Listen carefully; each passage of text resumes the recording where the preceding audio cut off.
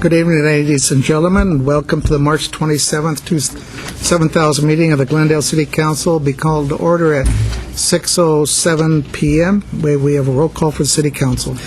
Council members Manukian. Yeah, he did. Here. Najarian. Here. Quintero. Here. Yosefian. Here. Mayor Weaver. Here, what date did I give? Said yes, March 7,000. 7,000. Oh, 2007. It's all right, we could be in the future. We'll never see the daylight of 7,000. Okay.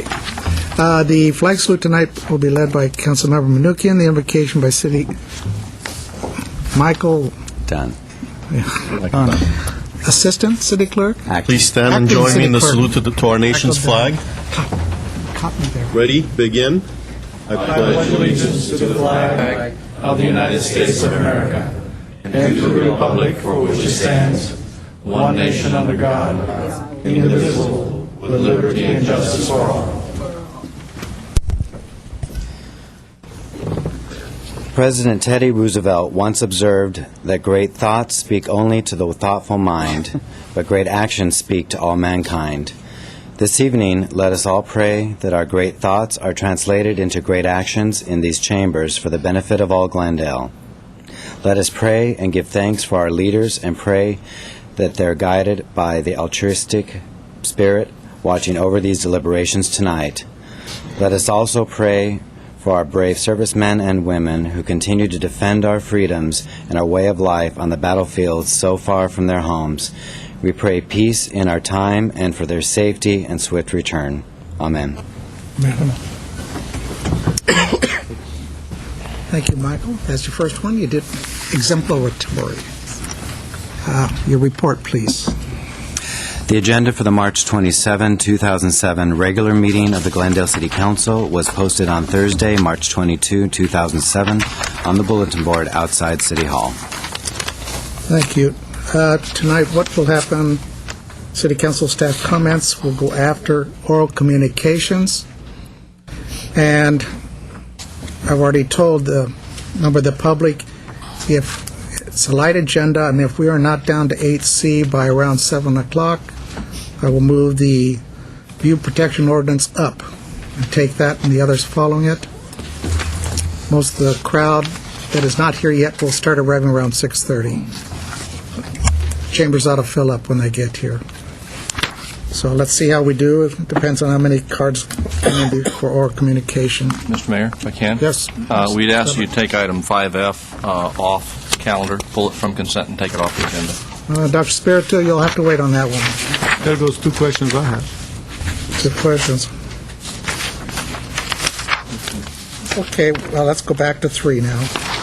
At 3A is agenda preview for the meeting of April 3, 2007. Thank you, Mr. McFall. Mr. Mayor and members of council, notwithstanding the importance of what takes place next Tuesday, there will be some items on the agenda throughout the day for council to consider. In the afternoon on the Housing Authority, there will be one public hearing.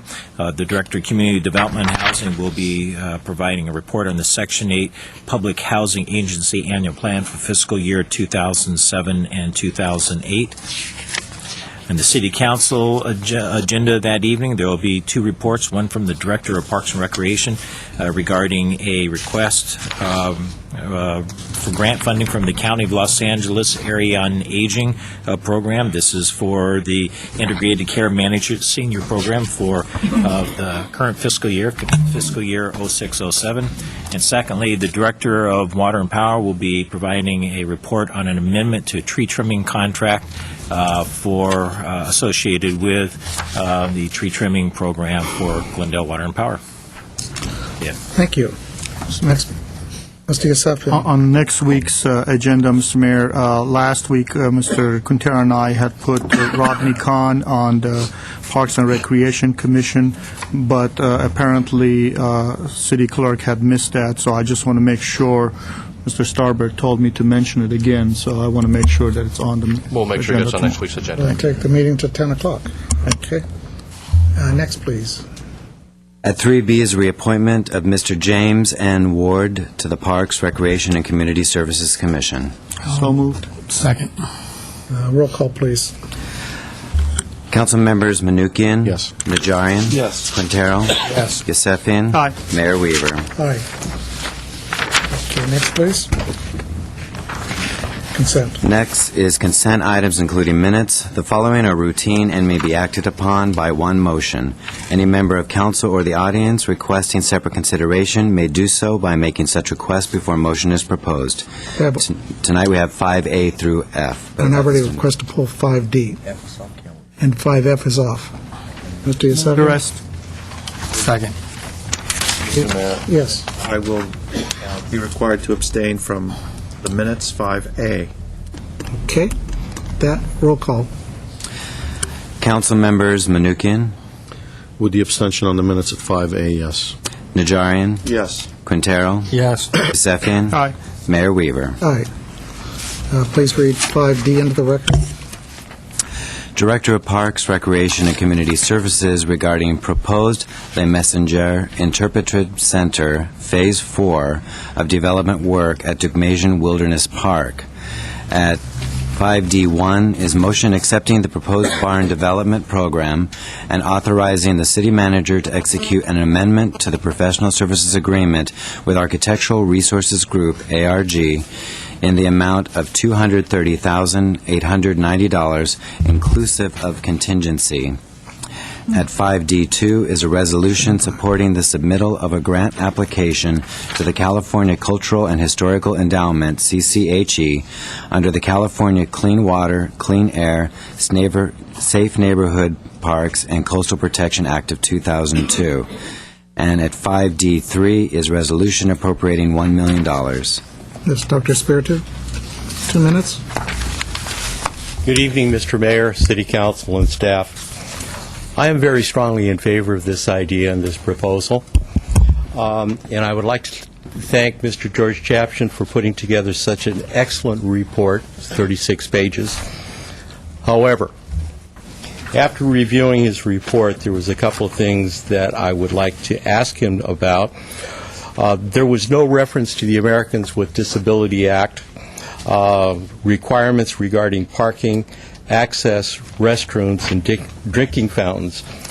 Due to the fact that this is supposed to be regarding for public use and for meetings and different things, I think we should be able to have some accessibility for people with disability. But I do think this is an outstanding idea, and I hope the City Council votes in favor of it, as long as Mr. Chapshin takes care of the Americans with Disability Act. We'll see. Mr. Chapshin, you want to respond? Yes, thank you, Mayor Weaver and members of the council. And we were remiss in putting that in. We usually put in the report that we will be dealing with the ADA issues, and we've done that through all our parks, and we are committed to doing that here as well. So we'll be in. We will be designing. Yeah, it will be totally accessible to people. Okay. See a second? Move 5D, 1, 2, and 3. Second. No discussion. Roll call, please. Council members Menuchyan, Yes. Najarian, Yes. Quintero, Yes. Yusefian, Aye. Mayor Weaver. Aye. Okay, we're down to oral. At 6 is oral communications. Discussion is limited to items not a part of this agenda. Each speaker is allowed 5 minutes. Council may question or respond to the speaker, but there will be no debate or decision. The city manager may refer the matter to the appropriate department for investigation and report. Bonnie Adams, please. Followed by Dr. Espiritu. Here we are. Hi, I'm Bonnie Adams. I'm glad to be back.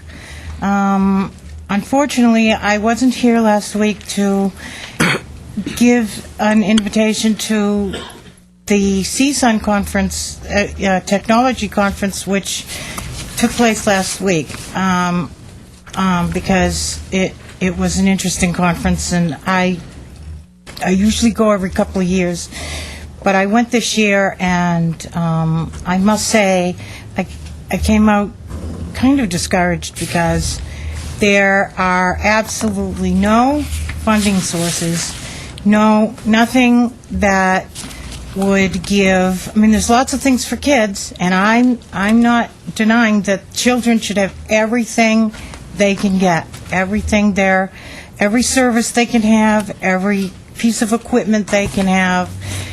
But there was one certain piece of equipment that to die for me. And there are people sitting in their houses not doing anything because they can't afford the equipment. I mean, this thing turns out with tax and all loaded to be $7,000. And I mean, that's a dream. I mean, I don't have it. But anyway, it was an interesting conference. There's a lot of technology out there. It was a good. We went for the exhibits, and that's what we do. Next year, I hope there'll be more vendors. I hope there'll be more people to go. The other thing is that I want to talk about is the audible signal issue hasn't come up for a while. Do you think that's going to go away? I mean, I'm hearing all too much now of people getting hit, pedestrians that can see. It's not a perfect system, but it is a system. It really needs to work. Glendale doesn't have any. Glendale should be ashamed of itself. This is ridiculous. They have them up in L.A., up in the L.A. area. They have them in Burbank. There's all kinds of places where these are in place. I don't think it would be an expensive project to do, but you guys have sort of pushed it under the rug, and it's terribly important that you guys get back to this. So, I mean, I don't know. I must congratulate you for finally fixing the parking lot in the back. I mean, it almost took you a year, but hey, listen, I mean, it happens. I mean, but you did it. And this ADA stuff is wearing me to a frazzle. I got to tell you.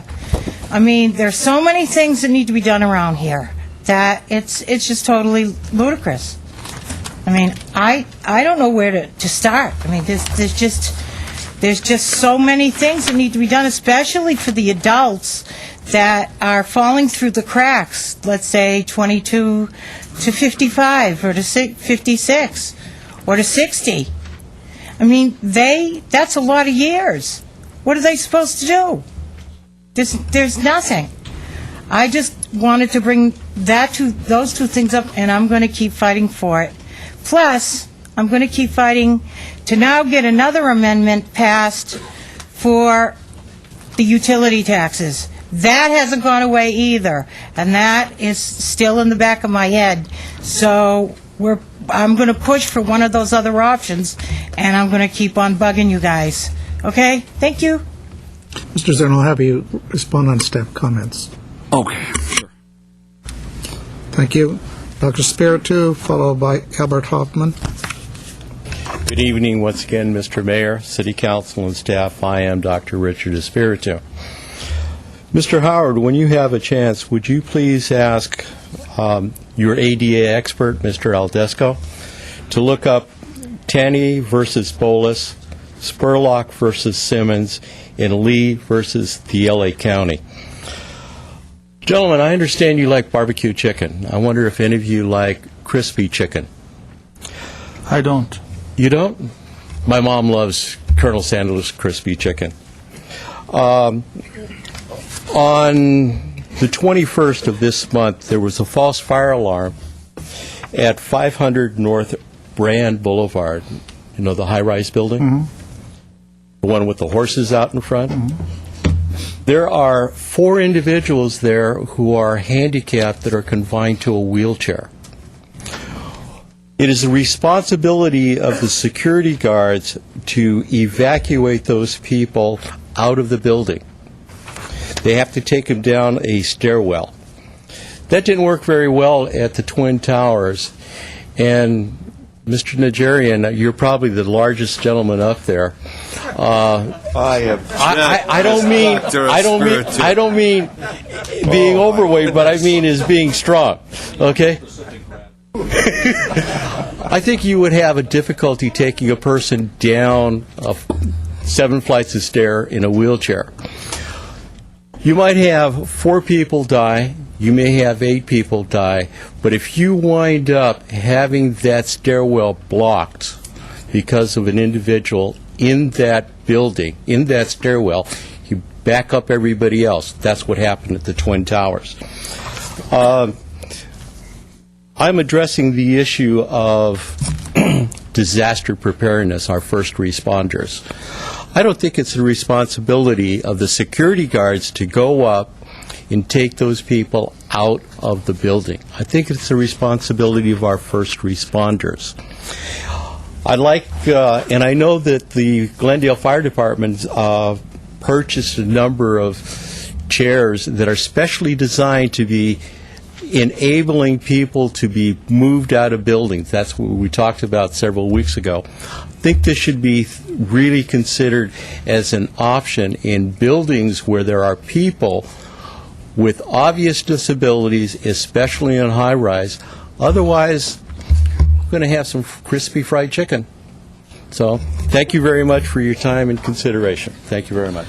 Albert Hoffman, followed by Herbert Milano.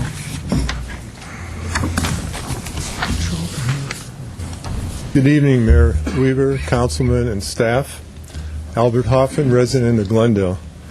I think Councilman Najarian, he must have thought of your age, being that you're the strongest, so that he referred to you as being the largest. I was a little taken by that. I looked around. Anyhow, what I want to speak tonight about is a week from today we're having our municipal election. And what I've been reading in the paper, there's a lot of disturbing things I see that's going on. Some people are apparently getting told what they should put in there on their absentee ballots. To me, absentee ballots are becoming almost an enigma. They're not being used for what they were originally intended to be used for, and I find that really disturbing. My experience with the ABC election a few years ago, I was a poll watcher, and I witnessed things that should not go on. And I made a complete written report, submitted it to the council, to the staff, and I never heard anything about it. It didn't seem like anybody really cared that our most cherished freedom that we have was being abused in that election. And I certainly hope that the city clerk, I was sorry that Artie was not here this evening. I wanted to address him on this to make sure that everything is done to keep this election square, on the up and up. And also, I'm really concerned about all the translators that are needed because we only have candidates' names, and I don't know that you can translate the candidates' names into other languages. I don't know how you say Weaver in Spanish or Armenian or Bavarian. Pardon? Bavarian. Oh, yeah. Anyhow, but I think it's a rather simple election this time, so there really shouldn't be any need for translations and all this thing. So I hope that the city clerk's office really is on their toes in this and guarantees us a really good election. Thank you. Thank you. Herb Milano, followed by Margaret Hammond.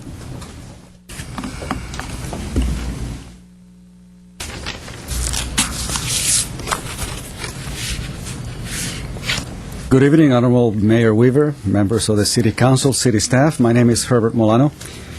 Last year, at the invitation of Dr. Sid Kolpas, President of the Academic Senate, I made a presentation to the Executive Board of the Academic Senate at Glendale Community College on the concept of creating a local think tank from Glendale Community College students under the supervision and mentoring of community college teachers. The objective of this think tank is to create a yearly report on the state of the city. The idea is to gather about half a dozen students from each discipline and create a report on Glendale that pertains to each student's area of expertise. For example, a student in nursing could form a group to collect, analyze, and report on the health of Glendale residents. They could collect information on the number of adults and children who smoke, the percentage of children who are overweight, or the number of women who have the conditions of diabetes. Students in accounting could report on the city's budget. Students who might have a career in civil engineering may collect some of the city's own information on the state of our roads, sewers, storm drains, and other areas under the umbrella of public works. Students in math may help prepare and conduct random sampling and perform statistical analysis on surveys they would conduct. Students in the social sciences would collect and analyze the social demographic information on issues of youth, poverty, families at risk, the extent of families on the verge of becoming homeless, etc.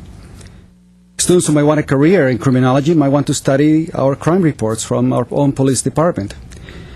The concept is to create an annual report that is not subject to any type of official, council, or city staff approval, but rather an independent report that could serve to evaluate the state of the city in a way that could not be ignored. Then we could create and maintain a website and present a full report with all the results and analysis under the supervision of some of the faculty members. You see, I believe that we need to create a culture of candor.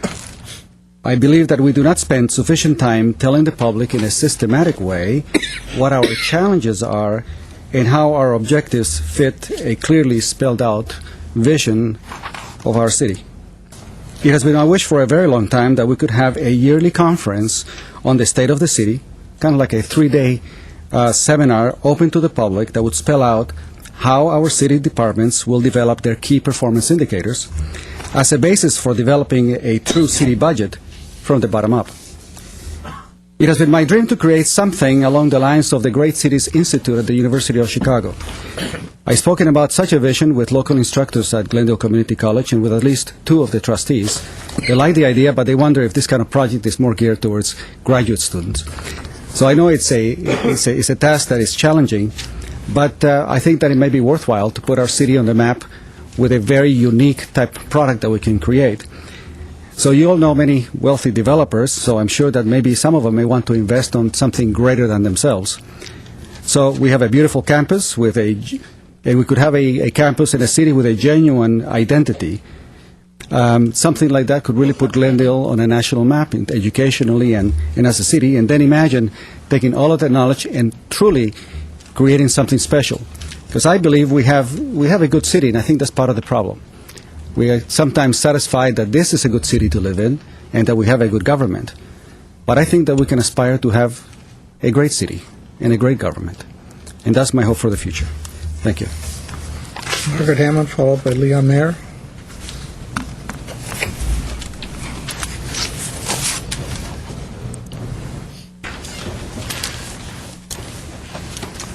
Good evening, Mr. Mayor, members of the City Council, staff, and the audience out there, and the audience in here. At this point, my name is Margaret Hammond, and what I'm going off my usual topic tonight for, and that is because the big, important topic of conversation these days is voting, and who to vote for, and why, and so forth. And that is great, because the more people we can get out to vote and use their right to vote, I think that's great. We ought to keep pushing that. But you know what? Somehow, some of that voting is done some of that voting is done is an even more important issue. In the last election, some new and different tactics were employed. Number one, it was the group, the tactics that were used by a group that was questionable and wrong, I believe. They had an employee, whether a paid or a volunteer at that time, who followed a strategy that won the election of himself and 2 other candidates to city positions.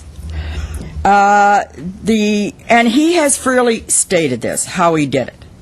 How he went to the high schools, how he recruited the young people and got them to go around electioneering and going to the nursing homes and the convalescent homes and the daycare centers and so forth, and talked to the people and got them to send in for absentee ballots. This is no secret. He told us this straight out. He was at coordinating council and told us how it was done, which we were rather astounded. And they had persuaded the residents of these facilities to send in for the absentee ballots. When the ballots were delivered back to the facilities, the students then went back and helped, quote unquote, these voters to fill out the ballots. Now, many of these residents, I'm sure you've gone in and I have friends in those homes, they don't even know their own name, let alone the name of anybody that's on a ballot, or even maybe what the ballot is. So it's really, this is where it becomes very questionable. And they're not fully comprehensive of the outside life around them. You know, they're in there and they just live in there and that's their lives. They don't know what's going on. And but if they get talked into these ballots being filled out and being told, don't worry about it, we'll help you fill them out, and we'll see they're returned.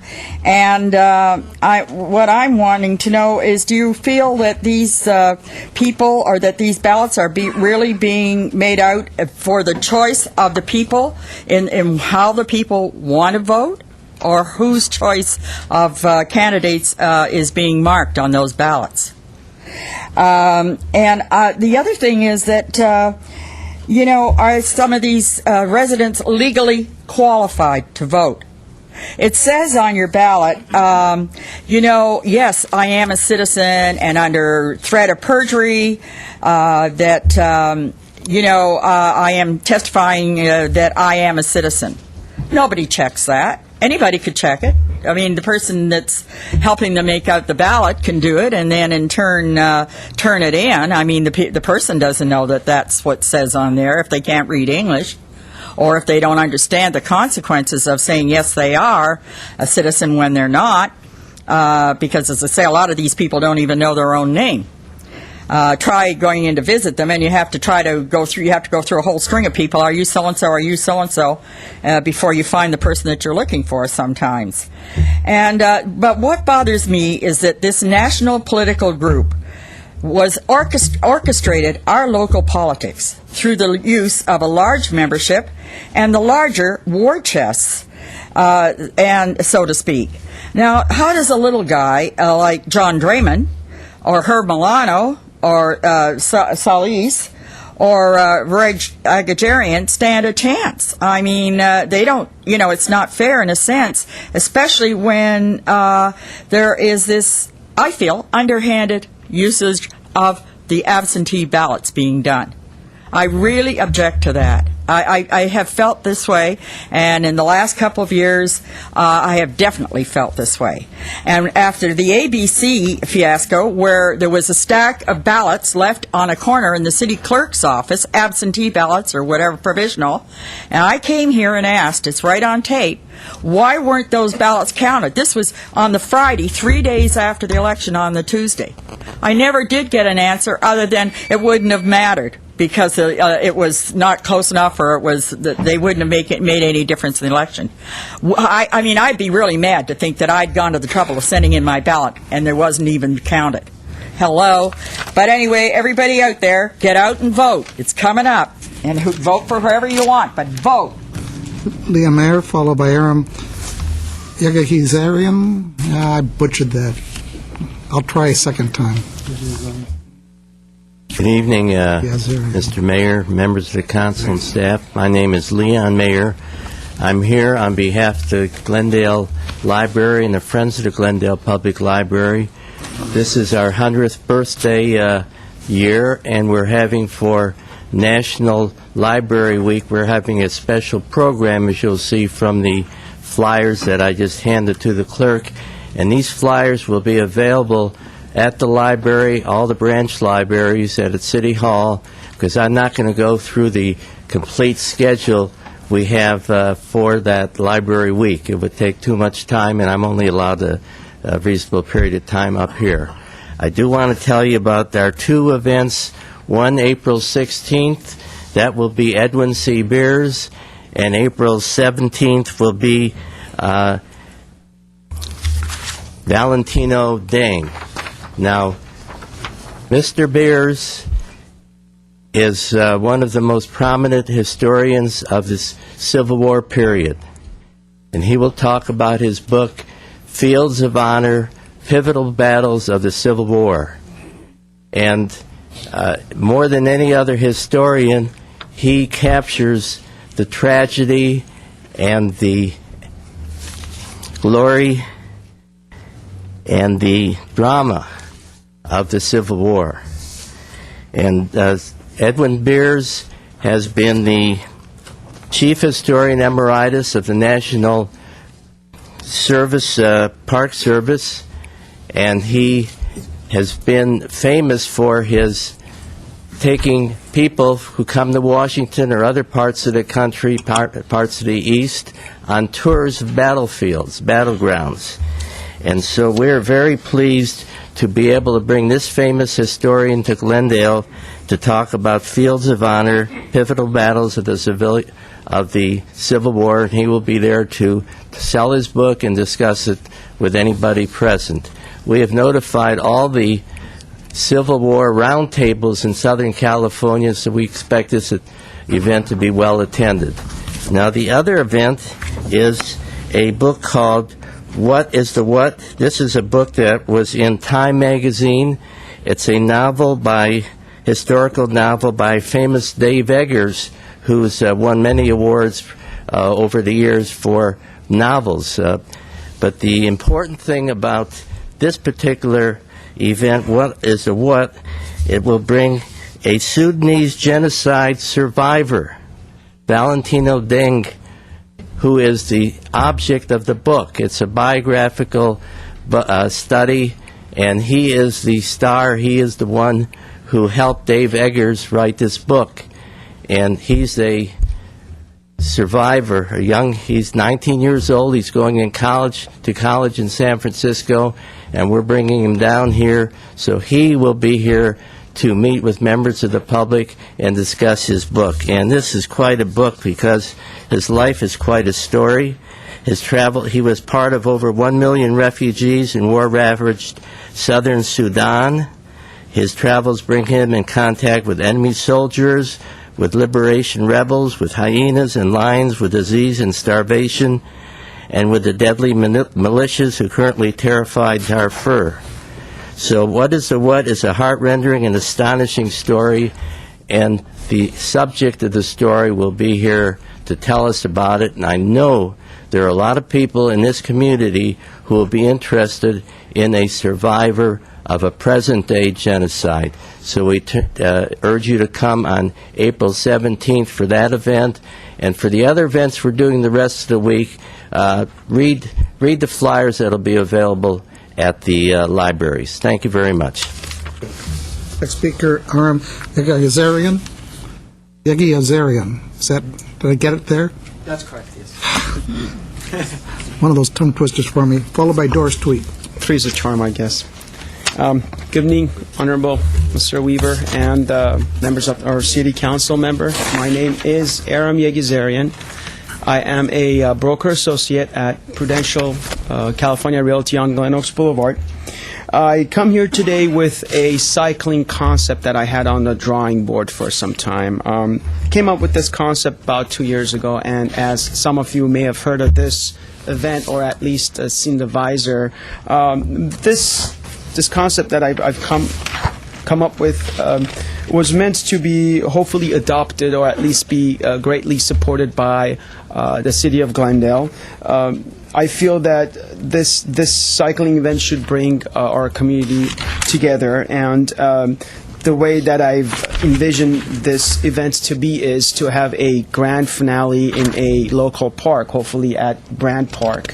By doing so, I'm hoping that there will be some vendors that would be at finished sites, and in a sense, it would also promote commerce for our city. Just to go over some of the highlights, again, I see this as a type of event where more serious cyclists would be interested in participating. And of course, it could also draw the family cyclist as well. And the course could be adjusted, whereas you could have both more professional and people that are more casual cyclists to participate. I feel that would also make our cycling routes a little more known to the people and the folks that don't usually cycle through City of Glendale.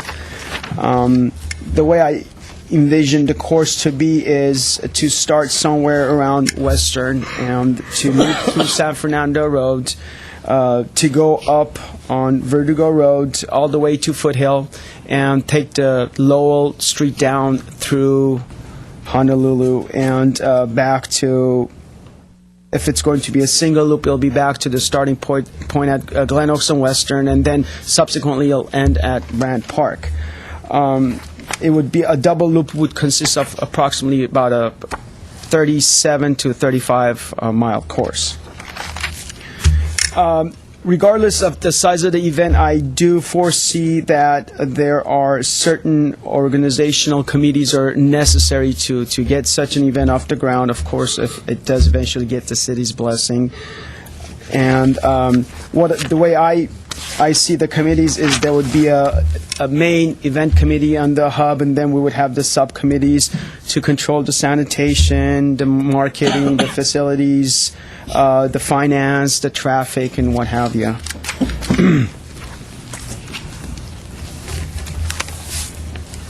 I also see that there should be some type of marketing strategy set in place.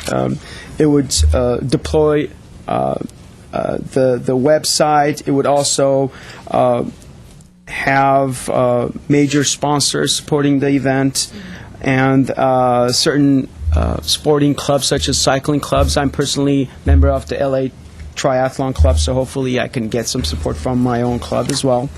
And depending on the city, how it determines the size of the event and the participation, then that would obviously indicate the time needed to get this event off the ground. But I do feel it's type of event, again, that would bring goodwill in our city. It'll bring the community together, and hopefully it'll be an event that will be adopted by our city eventually and for years to come.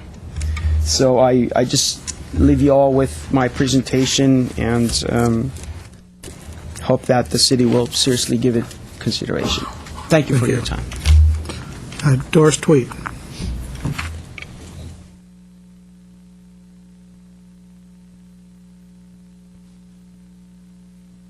Our former city clerk. Mayor, council members, Mr. Starbird, and staff. I happened to be walking through the lobby when I heard Margaret's comments, and I have to say there were no ballots that were not counted, that were valid ballots for the ABC election. I don't know what she's talking about, but every ballot that's valid, provisionals, absentee, we verify the signatures, and if they're qualified voters and they've signed their ballots, we will count those ballots right down to the last one. Maybe the ones she saw were not valid or something. Well, and that's possible. I know there was a rumor that there were ballots that were in the basement that were not counted. What actually happened was some applications for absentee ballots that were supposed to go to one of the campaigns were in the post office for a while, and they did not get them until after the final date to get the applications to us. So that campaign did do quite a bit of phone calls to get people out to vote, but there were no ballots that were valid that were not counted. Thank you. Mr. Yusefian. While Doris is here, she also, it's about election. It's important. I wouldn't do this because I know he's going to raise a point of order. But it's about the election. It's next week. She also brought up an issue about people who vote. We don't know if they're citizen or they're not. Could you also deal with that issue? Because it is. She gives the perception that anybody who wants to can say, I'm a citizen and vote, and their vote gets counted. Is that true or is not true? Well, people register through the county and they sign the affidavit under penalty of perjury that they are a citizen. If they sign under penalty of perjury that they are and they're not, I don't know that the county has a way to verify that, or if they do, I really don't know. Take it on faith. But if they're on the rolls from the county, they're allowed to vote. That's correct. So we don't determine that. No. The county determines that.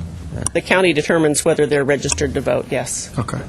And one thing I would like to mention is we are required to send a ballot to everybody that applies, whether they're registered to vote or not. We send it out in a special envelope asking for their voter registration, some proof of it. And we do send them back to the county toward the end to make sure that whether or not they are registered. But there are people who may think they're registered because they get the ballot, but they're not. So the people need to double check to make sure that they are actually registered. Okay, thank you, Doris. That concludes our communication. Next is council. City Council staff comments. I'll go to Mr. Zern first. Would you like to Mr. Mayor, members of the council, I just wanted to comment on something that Ms. Adams had said regarding audible signals. We have been working and testing audible signals for almost a year now. We were contacted about a year ago by a consultant who works with the sight-impaired community to improve their mobility and their independence. Working with this individual, she has 2 clients that live in Glendale, and we agreed that there would be no better way to test it than to put them on these folks' routes so that they could determine if they were effective. They're programmable, multi-use, chirp, alarm, voice. We have one in the northern part of the city, Glen Oaks and Pacific.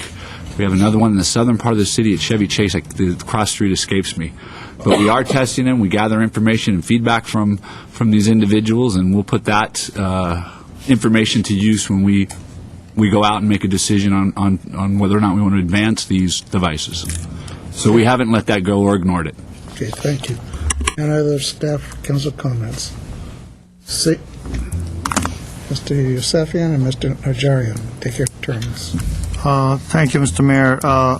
As you know, I happen to be the chair of the commemoration committee, and I would like to let the public know we have been unsuccessful in gaining anyone to come and talk about the Rwandan genocide.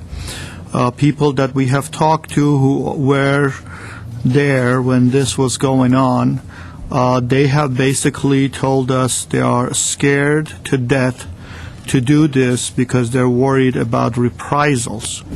So what I would like to do at this point, I would like to ask anyone who would like and is courageous enough to come forward to take part in our commemoration committee to deal with the Rwandan genocide. Please contact us at 548-4844 and let us know that they would like to be a part of that, because we do have a section that deals with Rwanda. We also have a section that deals with Darfur. That's one item.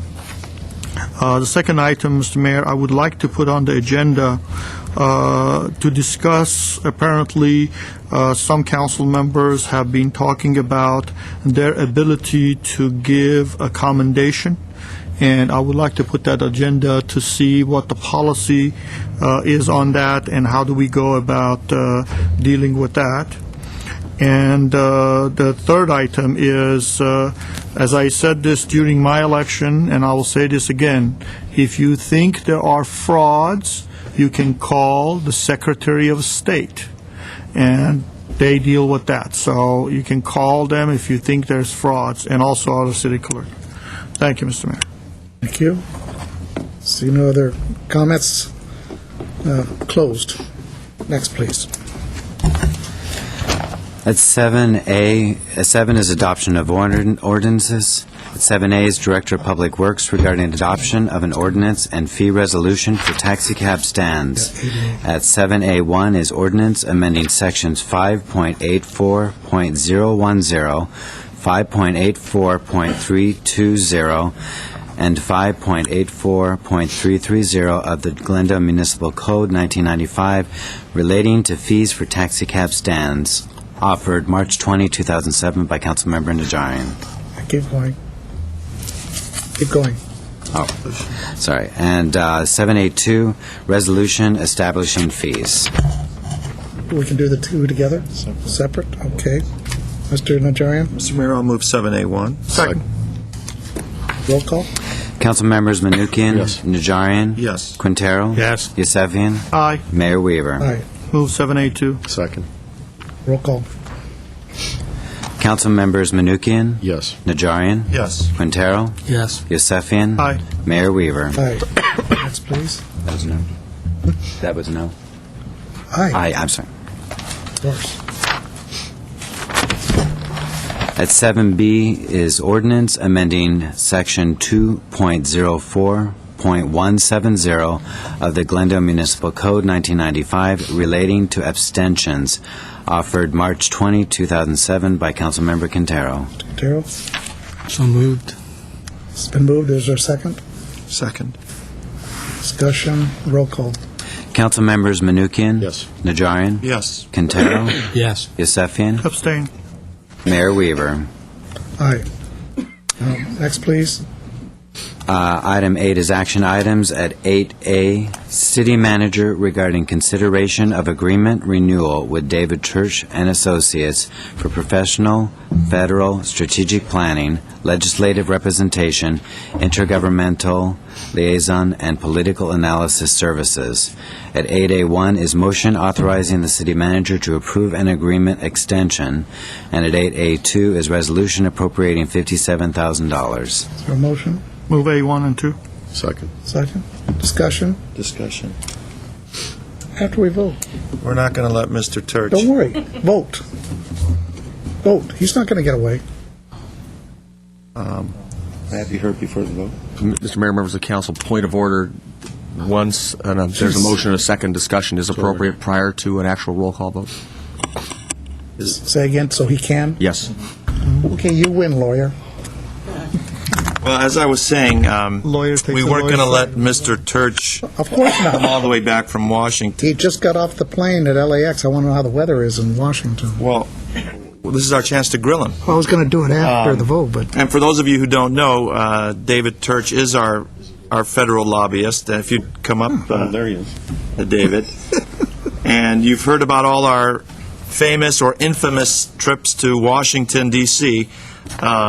David Turch is our co-conspirator in Washington. ooh, I wouldn't use that term. I wouldn't use Who that makes term. our advocacy trips much more comfortable than they would otherwise be. And he does everything from pick us up at the airport to give us the wake-up calls and the early morning briefings, and directs us to the maze. And when I say maze in the Capitol, those who have been there maybe are familiar. There's a myriad of tunnels and secret doors and subways and stairwells that unless you know how to navigate them, you're going to get lost. And not only is the geography a maze, but also getting through to the right representatives and senators to express your opinion and present we were there in February presenting our city legislative agenda, and David and his staff took us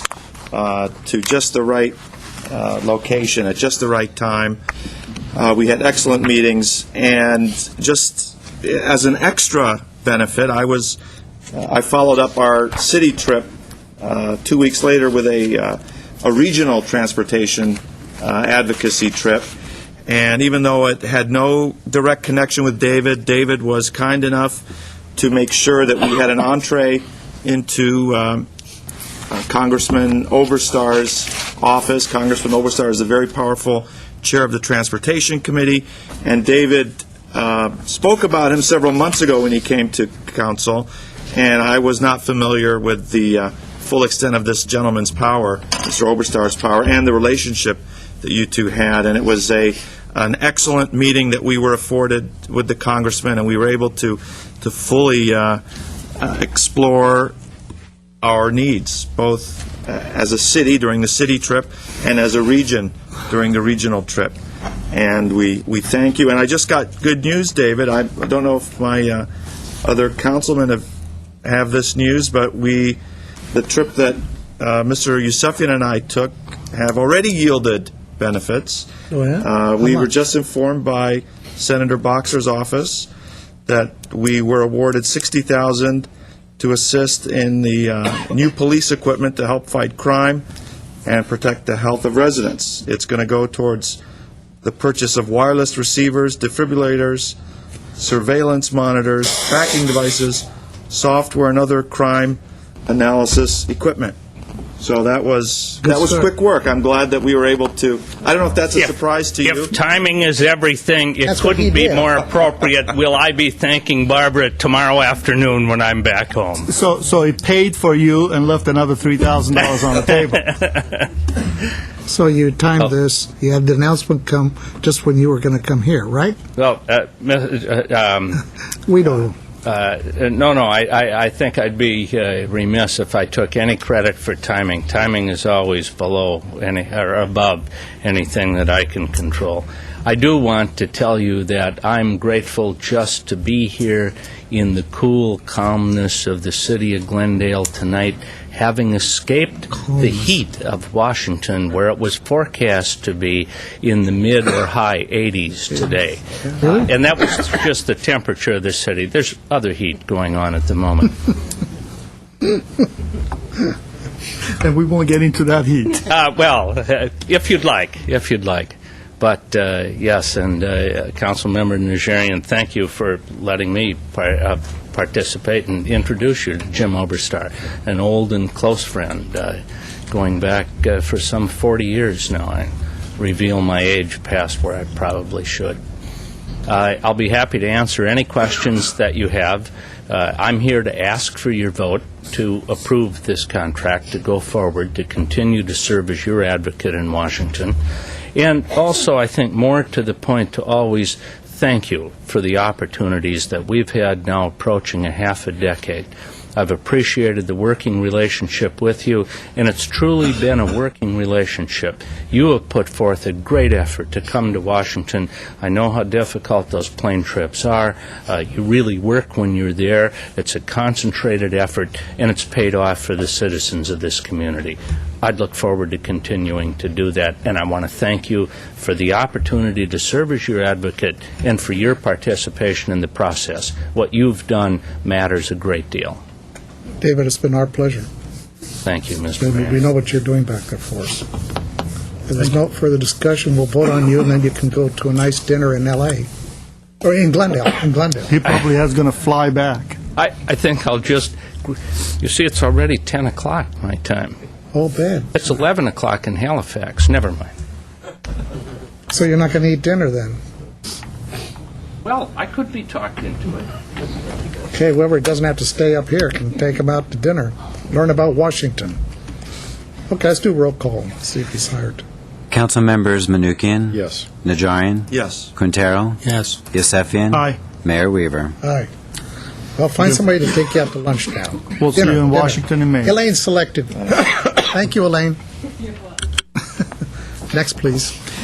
At 8B is Acting Director of Administrative Services, continued from March 13, 2007, regarding amendment to City GMA Memorandum of Understanding, GWP Options with License Incentive Program, and specific market adjustments. At 8B1 is Resolution amending MOU, Amendment Number 2. Is there a motion? So moved. Moved and seconded. Roll call. Council members Manukian? Yes. Najarian? Yes. Quintero? Yes. Yosefian? Aye. Mayor Weaver? Aye. Well, I said we'd see where we were at 7 o'clock. By God, we're right on 8C. You're early. Beautiful. You got 2 minutes. You got 2 minutes still. The rest of you can go home. Those are for the view ordinance. Sit back and relax for 2 or 3 hours. I know there's cards coming. First, we need to have 8C read into the record. Okay.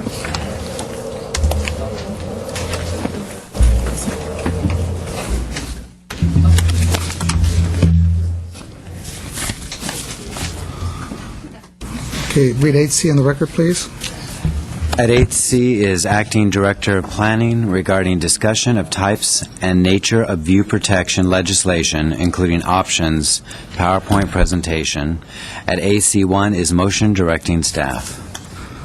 Okay, before I go to Mr. Starbird or Mr. Agani, you can leave the lights on. Oh, sorry. While we're all fresh at this, those that are here and at home, I just want to clarify what the process is going to be. I read in the paper that we would have a study session today, and staff could go forth and prepare a draft ordinance and bring it back to us. Very, very wrong. I'll explain probably what will happen, probably at the direction of the City Council. We'll have this study session, and based on the input we get from the public and from the council, staff will go back, and they'll come back with a revised study session, which we hope will reflect those pertinent things that you want in an ordinance. That's probably going to take 30 to 45 days to refine it down after we hear, because there's a lot to look at. After that, I'm sure that the public will want staff to go out to the public, have public meetings with the Homeowners Coordinating Council and various homeowner associations to go over what we will see in that refined study session. Following that, they will refine again and will probably come back to us with a preliminary draft ordinance for us to look at. At that point, they will go back and refine it into a draft ordinance that will have to go to the Planning Commission in a public hearing. At the same time, an environmental document will be being prepared for the impacts based on that draft ordinance. After that, the City Council will see the draft ordinance, have another public hearing, and decide if we like it. We'll take public input again, and if it is reasonable or whatever, not too much change, a council member will introduce the draft ordinance. Then it will come back to the council within a week or two for the adoption of the ordinance by the council, and then you'll wait 30 days for that ordinance to go into effect. And at the same time we approve the draft ordinance, we will have to approve the environmental document. And then the vote will take 4/5 vote of the City Council to go into effect. Now that is a process. They'll probably take it to about Christmas and give us all a Christmas present. We cannot cut it down unless the public wants to tell us, don't come out and talk to us anymore. You're going to give her the input today and just tell Taft to go ahead and do it, and you'll all buy into it. And you know exactly what will happen. We'll have a crowd standing here at the time of the draft ordinance saying, we weren't included, we weren't invited, you didn't tell us. That's be the repercussions if we don't try to go out to you. So that's going to take time. There's no way around it. And the view ordinance, in my humble opinion, will not be the cure-all for mansionization and everything. It's going to have to be coupled in with other elements that they're working on related to the revision of the FAR, whatever, to cut the mansionization down. They'll all work together as a team. So we're here to get the input. All the PowerPoint was put on the internet so you could all see it. I think Mr. Hoffman said it best when he said when you could see it on the internet, all the PowerPoint, it would help you organize your comments better to be here tonight. So that was the silver lining on not being able to do it a couple weeks ago. So with that... Oh, wait a minute. Those were Mr. Weaver's timelines and Mr. Weaver's opinion. They don't reflect my opinion. And I'm sure if we spoke to the city attorney, he might have a different opinion. So I sat with Mr. Agani and gone over these timelines to see if they fit within a reasonable time frame. Well, in your opinion, they're reasonable. I think they're way too long and way too stretched out. That's what we'll have to tell. I just want to let the public know, right? Mr. Quintero, we'll just have to make sure Mr. Agani and the rest of the staff know if we want to compact it, how he's going to do it. That's all we have to do is tell him. And staff, Mr. Starbird and staff will react to whatever this council says. So we can eliminate, we can put all in. Mr. Yusefian. Mr. Mayor, could we deal with the business in hand right now? I was trying to go to Mr. Starbird. Mr. Starbird, you're going to go to Mr. Agani, who's going to do the PowerPoint. I'm going to go to Hassan for the PowerPoint presentation. But, Mr. Mayor, this evening is for the purpose of sort of defining the nature of the problem. That's right. Before we can begin crafting anything, probably the most important step of this process is deciding what it is we want to try and address. With that, to Hassan. Lights, camera, action. Thank you very much, Mr. Mayor, members of the council, and Mr. City Manager. If you bear with me, I will start the first few slides that we actually started in the last presentation, and with one correction that a member of the community kindly gave us from a slide that we used from the community. But the purpose of this evening's study session is to examine our own city's regulations in comparison with those of other cities. Tim Foy and Kristen Asp have done a great deal of research, as much as they could, on other cities, and we're going to compare ours to see what options we can introduce you to tonight, that from a short-term to a long-term, a more comprehensive set of options that you could direct us to follow in order to come back with some answers for you. And let me just go over the step-by-step of what tonight's presentation will look like. First, we're going to address, at least identify the issues that we think the community has been raising. We've met with the members of the community, and Tim has prepared a list based on what we have heard. And then we will go over the practices from several other cities. And between the last meeting and this meeting, Tim got a chance to actually identify some more information regarding mansionization and design review practices in other cities that he has put in one slide that you'll see tonight.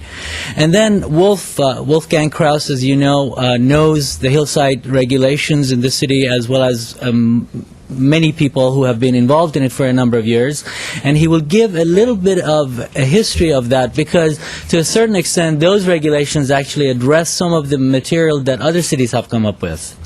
And then Tim will start talking about the currently applicable ordinances and guidelines. As you know, we have the hillside ordinance, we have a number of other ordinances in the zoning code, and we have had guidelines, design guidelines for a number of years that actually by our principal urban designer, Alan Loomis, who is also here tonight, has already started analyzing for the next round of updates.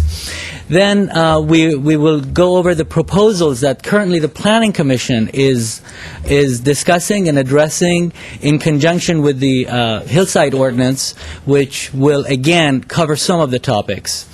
Then at the end, that gives us the opportunity to really examine what we're doing and tell you what it is that we're not doing that other cities are doing. And then, given that, we will give you some options to look at, from a short range to a more comprehensive long range set of 3 options that you can take any of the 3 or maybe combine 2 or 3 of them and give us your own set of options. If I go to the next slide. Very briefly, the issues that we have heard the members of the public raise are protection of views from intrusive buildings and or vegetation, views downhill, views uphill, and protection of undeveloped open space. And there have been a number of comments regarding how open space is now blocked because of certain types of development. Mansionization has come back in again and again. It seems very simple and straightforward, but mansionization in itself is a pretty complex topic, and it can be in certain aspects simple, but when you delve into it, there are more things associated with it. We can discuss some of it. And then both in terms of new buildings and in terms of additions to existing buildings. That has come up again and again. It comes up a lot in our design review boards meetings. Compatibility is poorly defined. That's a complaint that we hear a lot. And then shadows, light, and air, both in the letters that people wrote to the editor and in what we've heard, people are really concerned about loss of sunlight and light and air. Privacy is something that again comes up again and again. And some of the material that people have talked about really address architectural style and how architectural styles may be incompatible with neighborhood character, and that's another issue that's relevant. Then there's the discussion of alternatives for floor area ratio calculations. We do it a certain way, but there are certainly other ways that we could look at to calculate FARs, and that's another item. And then protection of trees in wooded areas. Again, another aspect of view protection that people have raised is that important, nice, old, especially indigenous trees are being removed in wooded areas to be replaced by homes, and that's to many an issue of a view protection.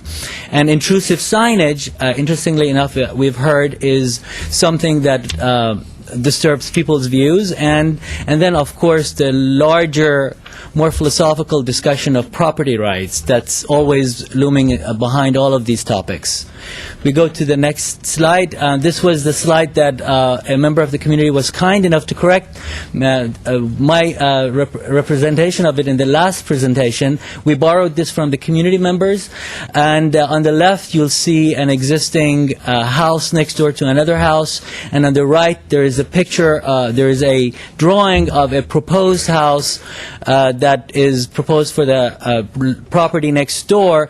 The juxtaposition of the drawing on the actual photograph is to illustrate how somebody's privacy in their backyard might be really disturbed, and this particular juxtaposition does not even show how sunlight and air and other types of light might be affected by that too. So that was really the point of that slide, from what I understand, and we borrowed that from the community. We go to the next slide, please. This was another slide we borrowed from a member of the community that was presented to you when first community members came to discuss view protection with you. And we think this is a very interesting slide. We think it deserves a lot of discussion because it really raises more questions in some ways than answers. First, we are talking from the place that the camera is located. Looking out from where the camera is located, one could say that there has been some sort of a beautiful open space hillside undisturbed that has now been there's some new development, and then you no longer see this open undeveloped area. So that could be one discussion of view protection.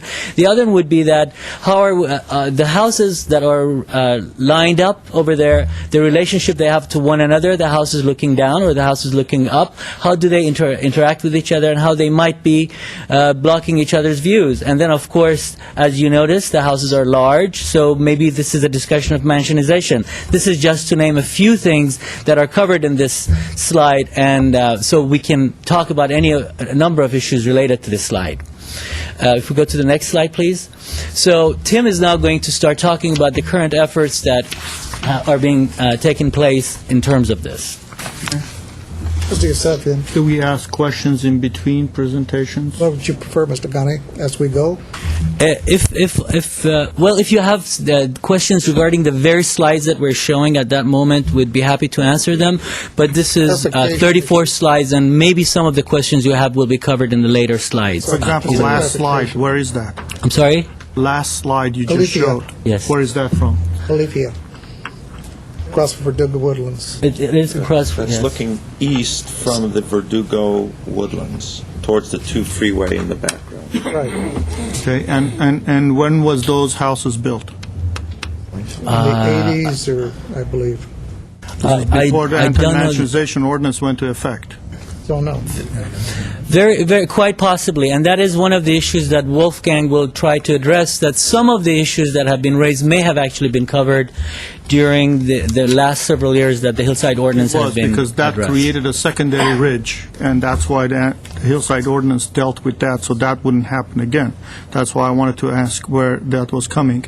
And the one before, Yes. a loss of view from a hillside, the picture you had, how accurate is that picture? You've taken this from, I actually saw the design review when that put in there. Why didn't staff go out there? There are constructions going on. Supposedly, there's a lot of these mansions being built. I'm pretty sure if we approved some of those, why couldn't staff go out there and take pictures of a situation that already a building has been built, and you could have seen the shadows and shades and all that stuff? You've given staff a suggestion. That is a really valid question. The reason that I'm not saying that we did or didn't do that for the Design Review Board. We borrowed the slides that were presented to City Council, and we wanted to actually highlight the issues that may be associated with them. We're not. Your point. I don't know if that's accurate or not. That's your my point issue. is well taken. The next thing is, on your summary that you put down that Wolf is going to deal with history, Tim is going to deal with the current application, and proposal currently before Planning Commission. Who's going to deal with what Glendale does do and option for action? Well, actually, Tim Who's going to do that? Tim will come back to, because Tim is rewriting the zoning code. He will come back and say, try to actually take. Okay, that's all I wanted to know. When we get to it. Thank you. Okay. Let's go, Tim.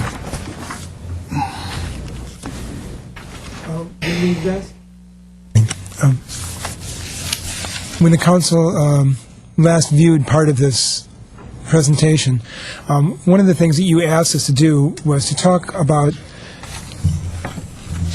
issues other than strictly view protection. And of course, these are all issues being raised by the public. And so we included this slide to talk about everything that is currently being worked on. There's a Hillside Working Group that met, I believe, starting over a year ago, and the proposals have been before Planning Commission for a number of months, that is dealing with many of these issues, including mansionization and any alternatives to calculating floor area ratio. As for compatibility definition, that refers to how to, within the design review process, how to define whether a building is compatible in its neighborhood or not. And our urban designer, Alan Loomis, has done some work with the design review boards in joint session on this, although as of yet they haven't had any consensus on whether or not to expand this definition. Obviously, the council just adopted a revised tree ordinance last week, so that should address even more concerns about protecting wooded areas. And then for protection of undeveloped open space, the council over the last few years has spent a lot of money on protecting those for the benefit of the public. And in addition, you're also considering, within the next few weeks, I believe, alternative ways to find funds for even more protection of even more parcels of undeveloped land. I think what you may want to do is, instead of saying protecting undeveloped open space, you may want to say protecting undeveloped private open space. So there is a distinction between all the open space that the city owns that is not developing and the ones that are privately owned currently, and how to preserve that. So this way, and that private slide should also say the same thing. Okay. Because when you see that, I don't know if it's private or not. Moving along. Private.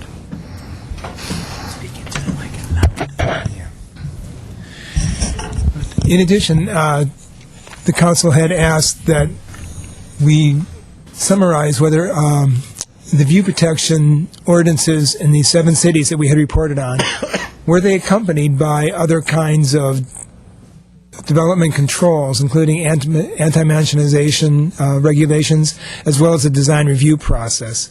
All of the cities do have a design review process in addition to view protection, and view protection is part of that. Mr. Manoukian. All these cities have design review process, like similar to ours? Oh, no, not necessarily similar to ours. In some of these cities, there are staff review. Okay. I mean, they all vary, and they're cutoffs for what can be reviewed by staff or has to go to a board of Do any of commissioners. these cities have design review processes similar to ours? I don't believe that any... Do they have boards appointed by council where they review every project that goes through? That's what I... Okay, in all of these, there is some board that is responsible for that. I'm not sure that any of them have a board whose sole purpose is design review. Often it's a planning commission that has those functions. So the answer is probably to very different degrees in different cities. I don't think we know how all of these compare with Glendale, except to say there seems to be some kind of design review, whether it's embedded in staff or in some commission, whether that commission is dedicated solely to design review, or maybe a planning commission, for example. Like Rancho Palos Verdes has a commission that reviews for the view of the ocean with story poles and whatever. Right. I don't know what their title is, but there is a commission. Well, this slide indicates that every single city has a design review process. Some sort. I understand some sort, but it indicates that they have something similar to ours, and I just want to differentiate the difference between staff or some kind of a review as opposed to a full-blown design review hearing. Tim, you'll have to expand that table to define if design you could, review. Come back with that information. If you don't have it, it's not. And I don't. I'm not sure we meant to imply that where there's a check, it's comparable to Glendale. Okay, that's what I want to clarify. Yeah, we're just, for example, view protection. We'll probably, as Tim goes on, we'll probably find out these cities have different types of view protection to protect different definitions of what a view is, and probably the same with design review. I don't think we're trying to imply that these cities and these checks are comparable to Glendale. Okay. And Mr. Mayor. Mr. Yusefian. I had asked for this, and what I like staff to do is make the matrix a little bit bigger, so you could include. I know some cities it's only staff that does the design review. In some cities there is no posting of 500 feet. There is no notices sent out. It's between the architect and the staff that they do that. Some cities will have a couple of architects that are in town volunteer their time and do that. So you need to expand this so you show how they are and give us a little bit better understanding of the view protectionist. You put them in this one box and thrown everything in there. So I want to see a little bit more. Tim, put it on legal size and use an 8 font. Yeah.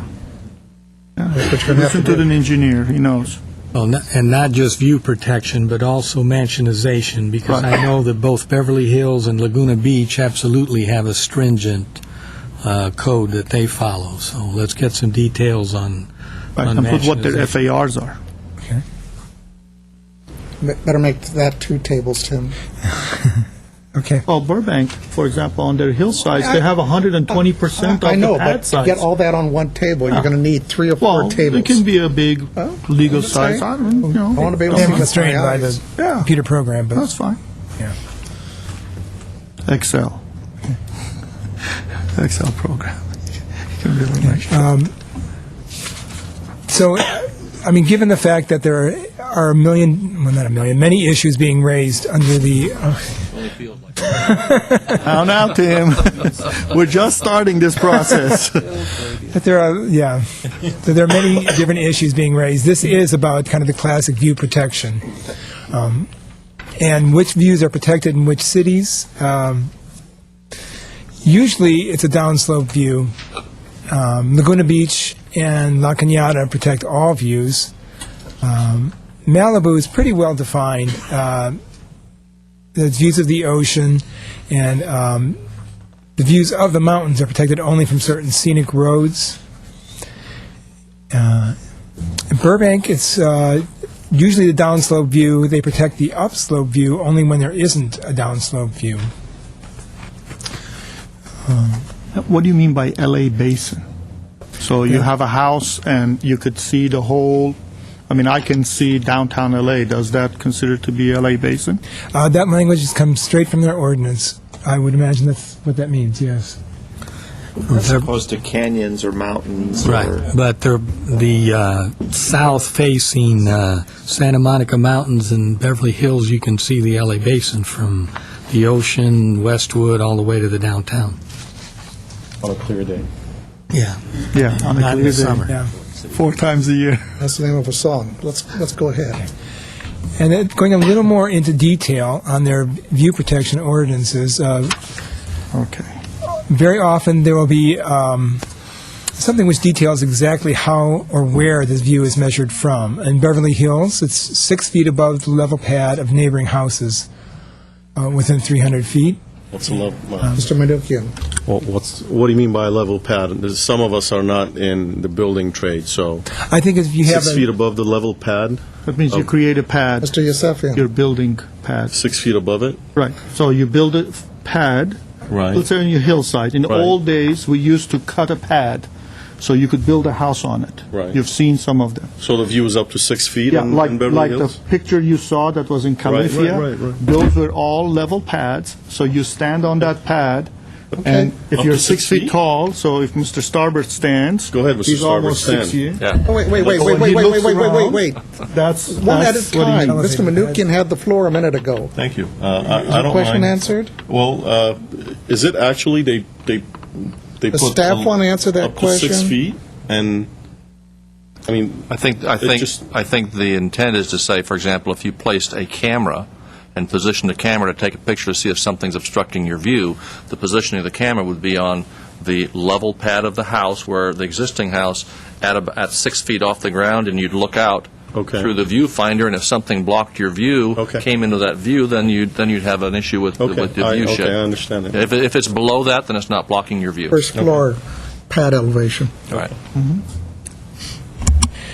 The only other thing I will say about Beverly Hills is that they do require story poles when a hearing. As what? I'm sorry. I can't. Story poles. Okay. Every city does, except Glendale. And Mr. Mayor, if I can, do we all know what story poles are? Why don't you just Like quickly story describe poles? what? Wait, we're going to get to that. Yeah, there's Okay. a slide, a All right. picture. Let's go through and get to that. And the view means view of the LA Basin again.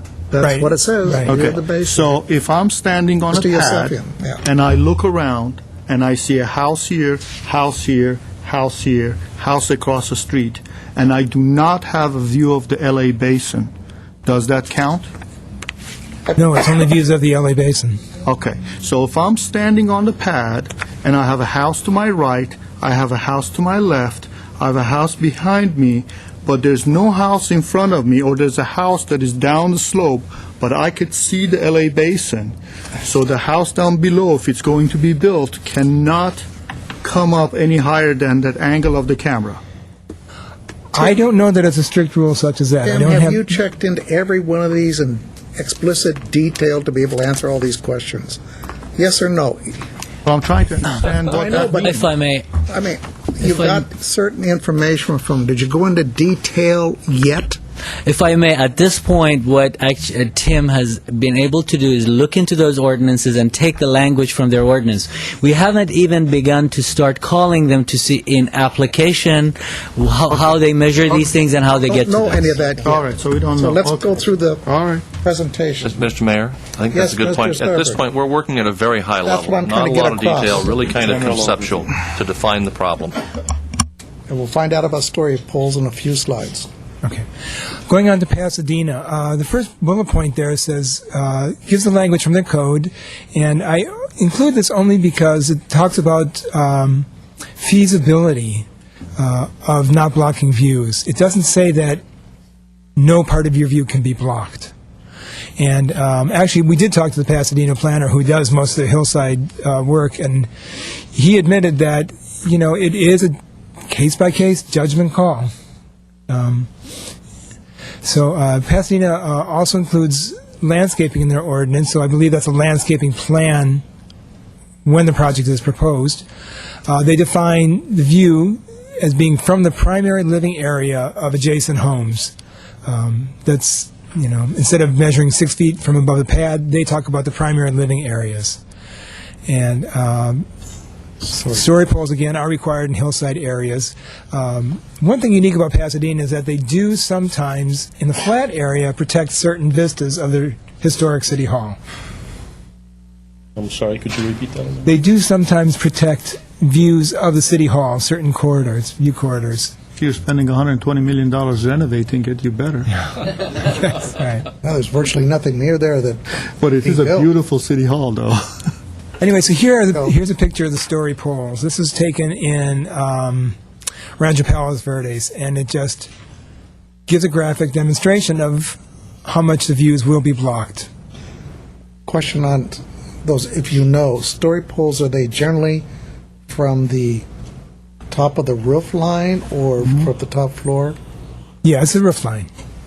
Top of the roof line. Looks like they've actually tried to outline the house structure. Right. So if there's a pitch on the roof, you try to show the pitch, right? Okay. It's Did pretty this hard house to get read built? it. I don't know. I know, well, this is taken very recently, so it couldn't have been built yet. Could you have them provide you a picture of previous storyboards and also after the house was built or not built? We'll see if they have that available. Right, Sure. because Malibu used to have them too for a long time, the storyboards. Okay. Next. Laguna Beach, again, preserves views as much as possible, a similar qualitative judgment language as in every code that we looked at. They say that new dwellings have to have access to views similar to those from the existing.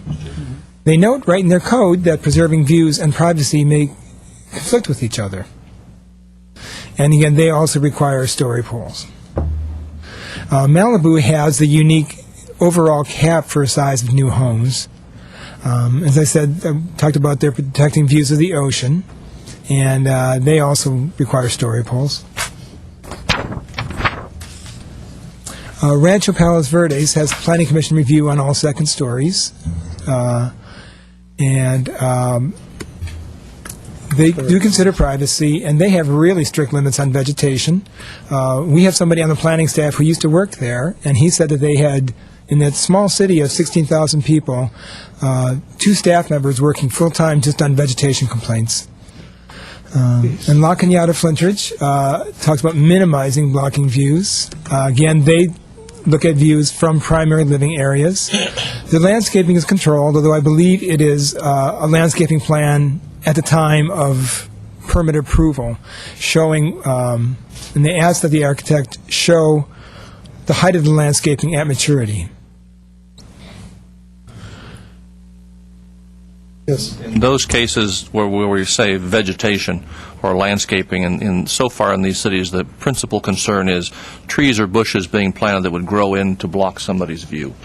And so far the view being the outward vista somewhere, whether it's ocean or downtown or City Hall. Yes. Generally. So what do you Mr. do? Yusefian. Thank you, Mr. Mayor. What do you do? A design review, let's say, 20 years ago says plant 5 oak trees in your backyard, and your oak trees grow to be 40 feet tall and starts taking the view away from the guy behind you. So in La Cañada, Flintridge, I'm talking about La Cañada, what do? Do they cut those down, or they tell them because it's protected trees you cannot touch them? But if it's a pine tree, that's okay, go ahead and cut it off. Have you had that discussion with them? No, sir. See, here we are. We're at the very top, so Yeah. we don't know yet.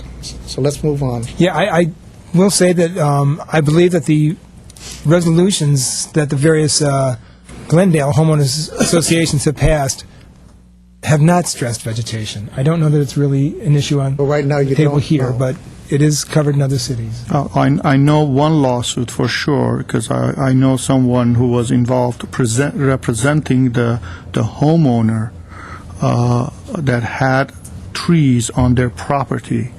The other homeowner, and this was around Malibu, the other homeowner went on vacation. He had maybe about 6, 7 pine trees. He came back. The pine trees were about 40 feet shorter because the guy above had decided that he wanted to make sure he could see the view of the ocean and decided to just go ahead and cut it. The downstairs homeowner sued the guy on top, went to court and won, and collected large sums of money for replacement of those trees. It was well written in the press. Yeah. Okay, let's go. And Burbank received a lot of attention earlier on in this process. They applied only to hillside areas. And I want to stress that this is just a very small portion of their city, and it might even be only a small portion of what people consider hillside areas there. I believe it is just above Bel Air, although don't completely quote me on that, but I do know that there are areas coming down from the steepest hills that still do have a view of the San Fernando Valley, and their view protection ordinance does not apply on those shallower slopes. It's reserved for just a small portion of the area of the city. They do have kind of a clever way of measuring setbacks. I'll get to that in my next slide.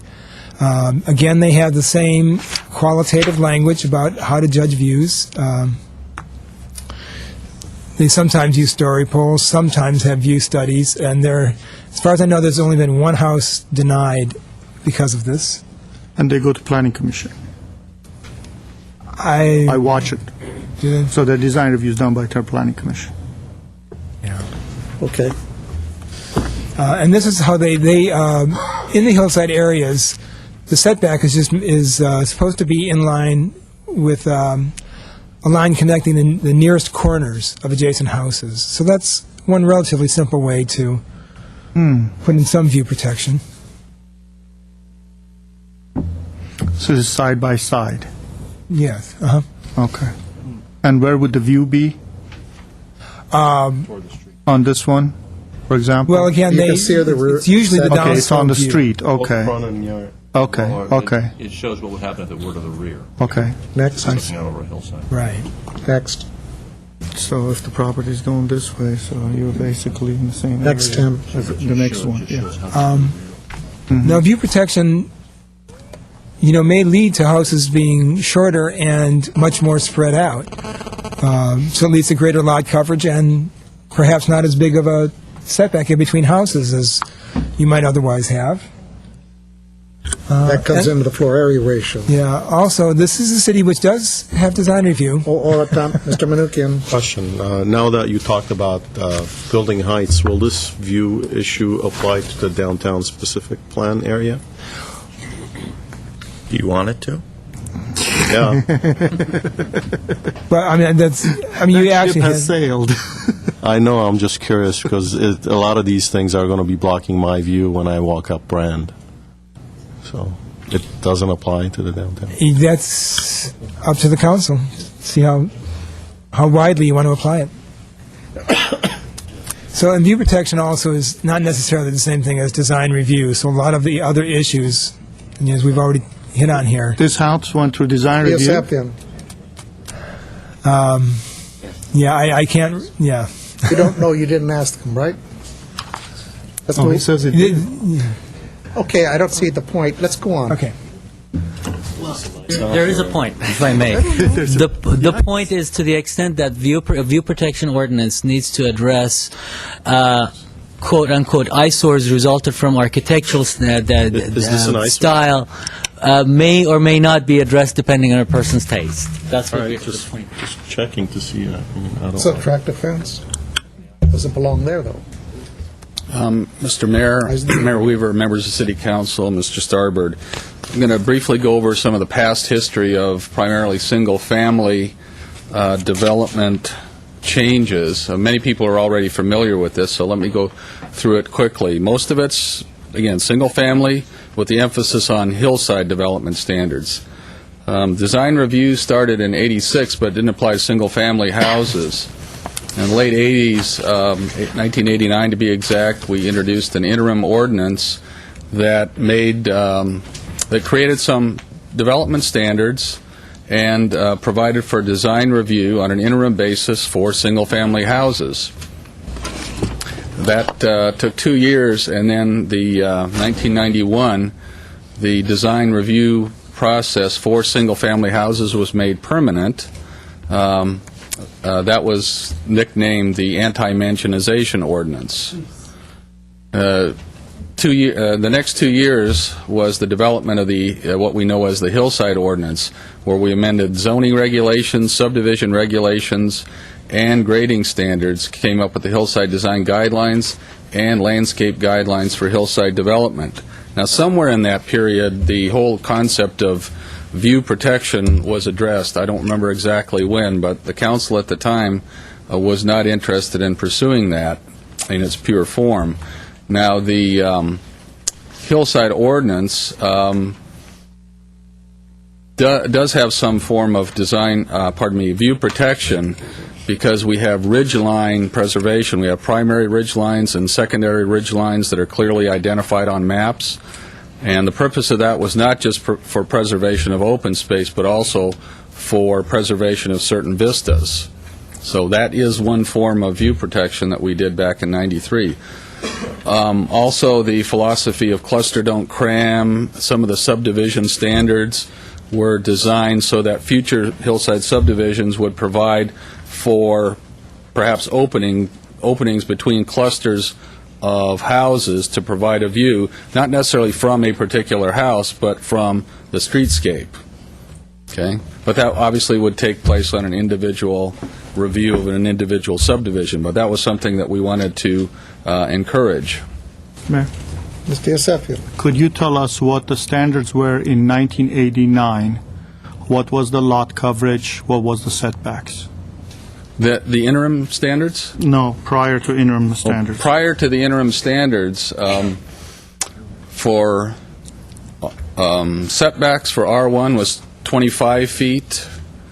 For R1, R, and ROS, Was that crazy which formula? was the no jam formula. Well, it was a variable standard between 10 and 18 feet, based on 5 or 6 different criteria, and then it was later changed to 15 feet, but that wasn't until 93. And what was the lot coverage? Lot coverage there.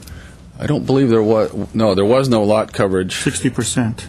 I'm trying to think if we did that in 86.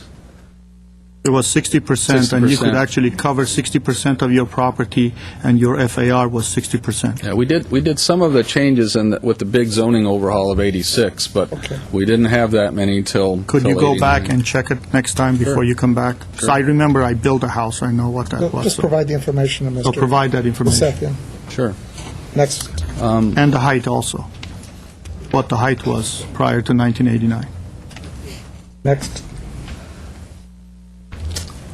Again, in 2001, the concept of FAR was introduced for single-family development. Prior to that, it hadn't been applied except on the interim basis from 89 on, but we made it permanent in the ROS and R1R zones. And concepts of compatibility with the neighborhood and visual impact of projects on Mr. steep Minokian. slopes.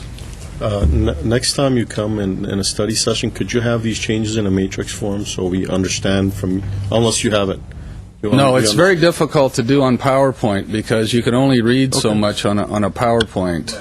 You can provide it and have it available. But the rules there's so many of them, sometimes you virtually have to regurgitate the whole code to explain it because there's the typical situation, and then there's the other situation. So it can be done, but it's going to look like the code. That's the only drawback to doing that. It's going to look like the code. But, no. Mr. Mayor, Mr. Yosefian. But I'll tell you, I know what, in 2001, there was a modification, and I remember Jerry Briggs was here. And what that did is, if you had a property that was over 40% slope, your FAR did not matter. It was not 0.45, it was not 0.4, it became 0.3. Right. So that was the change in 2001. In 2005, we modified height limits, so we actually reduced it from 40 feet or 50 feet down to, 32, no, it was 32 plus another 3 feet at 35. I mean, I can spend a lot more time going over these, but I didn't But think you that's could what you find wanted numbers. today. Trying to move it along. So you could show, because there is this perception in the community that in We the haven't old done days anything. from 1989, there has been no changes made in this city, and things are getting worse and worse. The reality is the houses have gotten smaller and the regulations have got tighter as time has gone by. And also, there was another thing that was amended, I think in 2002, if I'm not mistaken, or 2001, right after we got elected, and that was to give the design review more authority that they had before. Right, we've discussed that in terms of the hillside ordinance. Wait. Mr. Mnuchin, then Mr. Quintero. No, go ahead. Yeah, let me Mr. give my Quintero. opinion. The reality for me is that the houses have gotten bigger, even though the regulations have gotten tighter. So that's the way I see that. Please, no clapping, no booing. Please. Keep the decorum in the council. Mr. Mayor? Mr. Yosefian, do you have a comment so we can move on? Yes, Mr. don't wanna get Quintero into a lecture. made a comment. I would like the staff to go back for the last 3 years. You could pull the numbers. I want to find out the size of the houses and what they would have been if none of these regulations were in and it was prior to 1989. Okay, you got that? Thank you. The March No, 2000. wait a minute. Wait, Mr. Quintero. How much staff time is that going to take? You know, why do we have to have our staff doing that? Well, Mr. Quintero, in all due respect, I think you make comments just because you Been want to making make comments for the whole presentation. I think when you make allegations. Wait. Next slide. Thank you, Mr. Now. Mayor. The March and November 2004 changes were part of our Hillside Ordinance changes, which are still ongoing. As Tim mentioned, we're at Planning Commission now. We had another meeting since our last study session here, and we propose to have one more. So hopefully we'll be coming back very soon to the council with the recommendations Mr. of the Manukian. Planning Commission. March and the November 2. No, I didn't say that. I said those were part of the ongoing Hillside Ordinance changes. Okay. They were actually adopted. November, there was only the one change, the .10 floor area ratio over 10,000, right. What was the March 2000 FAR thing? That was the 35-foot height limit. There's some refinements on the FAR, eliminating the 2,200 square foot house size allowance. Yes, Driveway slope got reduced, the steepness got reduced, and the landscaping standards as far as maintaining them for 5 years with DRB approval. Right. Yeah. Okay, let's go. Okay, Tim? Okay, are we going to go back to, are you going to do this? You want me to do this? Mr. Kraus sees many more design review cases on a daily basis than I do, so he's probably better We to all answer know that. questions about this. Try and wing it. The current zoning code does have a whole bunch of different standards. We've got the conditional use permit requirement for slopes over 40%. We've got floor area ratios for different districts and steepness as a slope. We've got the 35-foot overall height limit, 2 stories unless the slope is a certain amount under the house. We've got 15-foot street setbacks, 10-foot interior setbacks, except for older houses, it's still the 4, 5, 6-foot rule. Conditional use permit requirements, again, for lot width, less than 80 feet, more than 1,500 cubic yards of earth material moved, and for lots that are steeper than 40%. We've got many different standards for size and location of retaining walls as far as relationship to property lines, the number and the height you can have, requirements for landscape plans. And again, as part of the design review process, we've got guidelines, single-family neighborhood design guidelines that were done in the early 90s that we reference in all our reviews, and the Hillside Design Guidelines that were part of the Hillside Ordinance, although they focus, most of it is on newer subdivisions. There are references to infill development as well. And again, we've got landscape design guidelines for hillsides. Those focus primarily on manufactured slopes, cut and fill slopes, but we try and use those for most hillside developments. Again, the Design Review Board, we've got 2 of them. They review most single-family developments except for smaller additions. Our subdivision regulations include lots of different things to protect the overall hillside environment, including ridgeline protection that I mentioned earlier. We've got the Indigenous Tree Ordinance, which was just amended, and engineering and grading standards, which the council just amended recently, moving most of it to the actual building code. And as I mentioned, the Planning Commission is right now considering changes to the... Mr. Yusefian. You missed one. Did I miss one? Anti-machinization ordinance was not listed under applicable ordinances, which Well, deals that's with all- the that's- FAR and everything else. Yeah, that's all incorporated in the zoning code. Okay. Yeah, I'm going fast because I think Okay. most of the Thank council you. is familiar with Got a lot of No problem. speakers. Thank you. And again, Planning Commission's in the process of making their final recommendations, hopefully at the next meeting. And there have been proposed variations for Adams Hill, Chevy Chase, as well as changes proposed for city as a whole. Again, I don't want to highlight these because that's another process, and we haven't made any final recommendations yet, but we're talking about Chevy Chase is misspelled. yeah, differences in Yes. setback, interior setbacks. Can't spell right, can you? Different ways of doing floor area ratio. Both Adams Hill and Chevy Chase. Next. Parking solution. Okay. Again, I don't want to spend too much time talking. I think I already highlighted what some of our discussion is all about. And again, the Planning Commission will be making formal recommendations in the very near future, hopefully at the next meeting. Okay.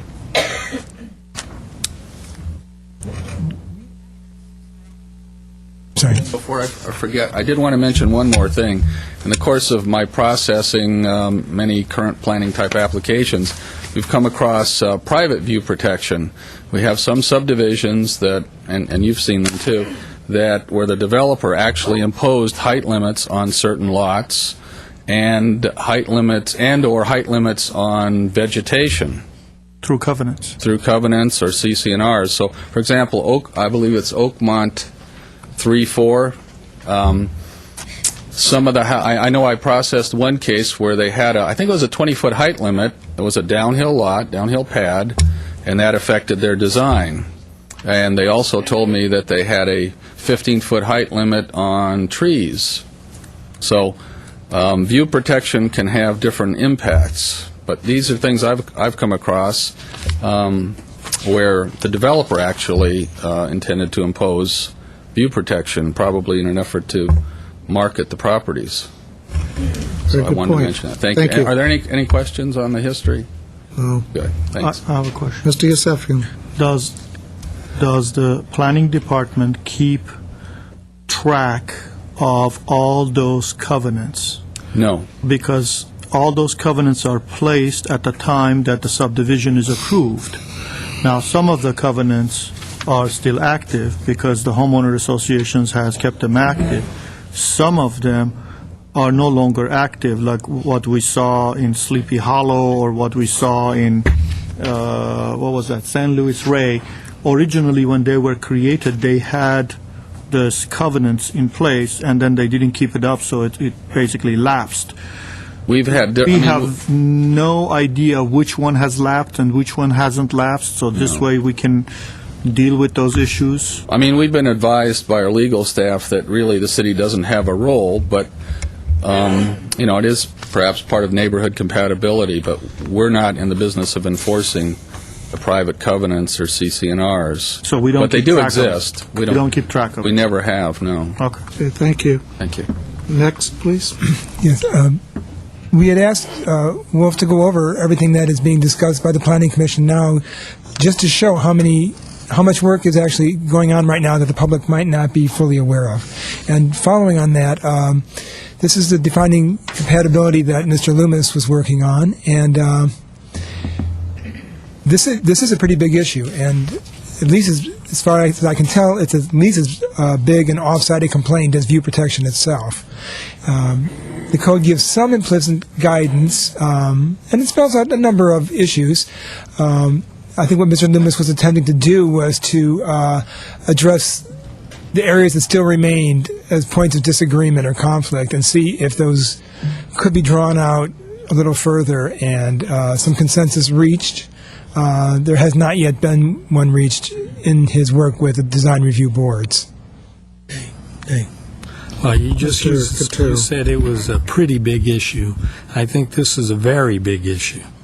And for single-family neighborhoods in flat locations, including the Verdugo Woodlands, it's about compatibility and less about the view aspects of any given property. That's true of the Northwest and many other neighborhoods throughout Glendale. So compatibility is a very big issue.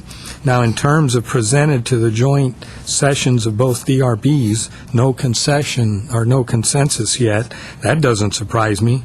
Why is it stuck in DRB? Isn't it time to move on somewhere else so people can make decisions on it? Because that's the issue. Every DRB session, more or less, always the neighbors are complaining about compatibility. I think it's time to move it on to some other sounding board. Could staff reply and then Mr. Yusefian? That's the only thing I agree with him. Thank you. Thank you. The one thing I agree with him is the fact that I think this information needs to come to council. We adopt policy, not DRB. May I ask staff what Make a is it? decision. He asked a question. Would staff please respond? Yes, I mean, I would agree with what both the councilmen have just said. And we did present it here. It's as one of the issues that No council might want to consensus, take so- up in future study. And absolutely, we would plan to bring it to council. So it's coming to Something as council. Crucial, Okay. certainly. Good. Next. So in the other issues that have been from that earlier list of issues, that again, just to emphasize that the council and has already worked on is protection of undeveloped privately owned open space, mansionization, as Wolf just went over, including FAR calculations, architectural style and neighborhood character, protection of trees, and intrusive signage. There was some person who had written a letter to the Glendale News Press talking about intrusive signage, and at least one of the signs cited was in the city of Los Angeles. So the issues raised that are not currently being worked on remains the protection of views, if we choose to do that, shadow, light, and air analysis for new developments and single-family homes. We don't have privacy standards, and again, there is the whole even higher level question of property rights and to what degree does the council wish to exercise their police powers to protect views. Mr. Yusefian. Recently, we passed a historic preservation guidelines for historic districting. So far, no one has mentioned that at all. How does that come about in an area that the neighbors basically collect the signatures and decide, we want to keep this in a historic sense in here, and we would like to kind of keep the historic look of the neighborhood. Let's say they're all ranch style, they're all one story, and they would like to keep it on that. Some of them are more than 30 years old, so how come that hasn't come in there? How would that help us? Does that have anything to do with view? Well, it certainly is kind of the definitive way to deal with compatibility issues. Okay. Yeah, we address virtually all of these issues. Well, we're here It could tonight be to used as a tool. Sure. We're here to Although now discuss the limited views tonight. applicability. But You're showing us the other things that have been raised and doing. I don't think we ought to be getting into compatibility and mansionization. We're here tonight to get input on what we know about view. Mr. Quintero, and then I Mr. Starbird. believe prior to this happening, I believe I was interested, and I know people in the audience are interested in discussing more than views. Of course. So it is also about mansionization and compatibility. Yes. And I thought that's Except what we were doing The tonight. action item on here is view. That's what these people are here to discuss, view. Not mansionization, right? Not FAR calculation, nothing else. So I'd like to stay on view. Wait a minute. Okay, I'm glad to hear that's your opinion. That wasn't the way I saw it, and that certainly wasn't the comment that I made quite a few weeks ago when we talked about this. I was very clear. Check the tape. I was very clear that I wanted to talk about something other than just views. Otherwise, we're going to have 6,000 square foot homes. Mr. Starbird, Yep. then, would you clarify what we're doing here tonight? Well- Very clearly. At the risk of wading into a dangerous Well, area. I can read the action item. Except the purpose, part of the main focus this evening is to attempt to define what we do all mean when we say view, because the staff has heard, and we have heard, lots of different things, everything from mansionization to more of the traditional view, which we see embraced in many of the ordinances, which is kind of standing on your property and looking out at something, that kind of view. We've heard it referenced as the broader vistas of hillsides, meaning don't develop homes in what used to be green area. So the purpose this evening is for the staff to try and get a sense of what the council wants us to try to address, whether we call it view or whether we call it something else. What is it you want us to go work Mr. on? Starbird, you've heard me sit there and very clearly say I want to see the FAR revisited. We have to deal with mansionization. I did not take that to mean that was the discussion here tonight. Well, Mr. Mayor, with all due respect, our intent here as your staff is to find out clearly what you want us to try and go I want to address. hear what the public wants. I don't disagree. I'm just trying to point out the question was asked, what are we here for this evening? The staff's view is to try and define what it is you want us to go do. I want you to look at the FAR calculations again. I've said it for a month, 2 months, 3 months. I've defined how you can calculate it. I've talked with planning department how you can do it to cut down machinization. I've talked about view. I've talked about all these things. Okay, Mr. Mayor, if I can, what's important to us is that a majority of the council give us direction. It's very likely that any ordinance and any issue you want us to try and address Okay. is going to take 4 votes for approval. Okay, so you want to know if we want you to do the FAR on the view tonight. If I can, Mr. Mayor. Well, I'm just... You know and we know we've spent numerous years and sessions, even before me, talking about hillside development and how we're going to address those kinds of issues. The same kinds of things are now coming back, sort of under the guise of view ordinance, and yet it's a meaning that's well beyond the traditional view ordinance.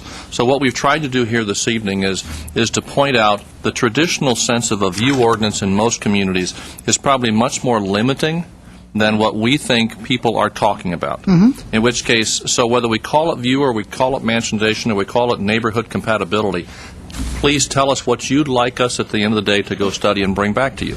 Define the problem for us so we can try and focus on what you'd like us to go Okay, do. Mr. Everett, I'm going to sit back and just let it go. At the end, I'll give my opinion. We'll see if the majority of council, I guess 4, want to go that direction. Right? Because you said it'll take 4 to pass, and I don't know how much is going into this. I would like to get through this presentation first without too much interruption. I would like to hear from the folks that have sat here for over an hour now, waiting a chance to talk. Then it's our turn.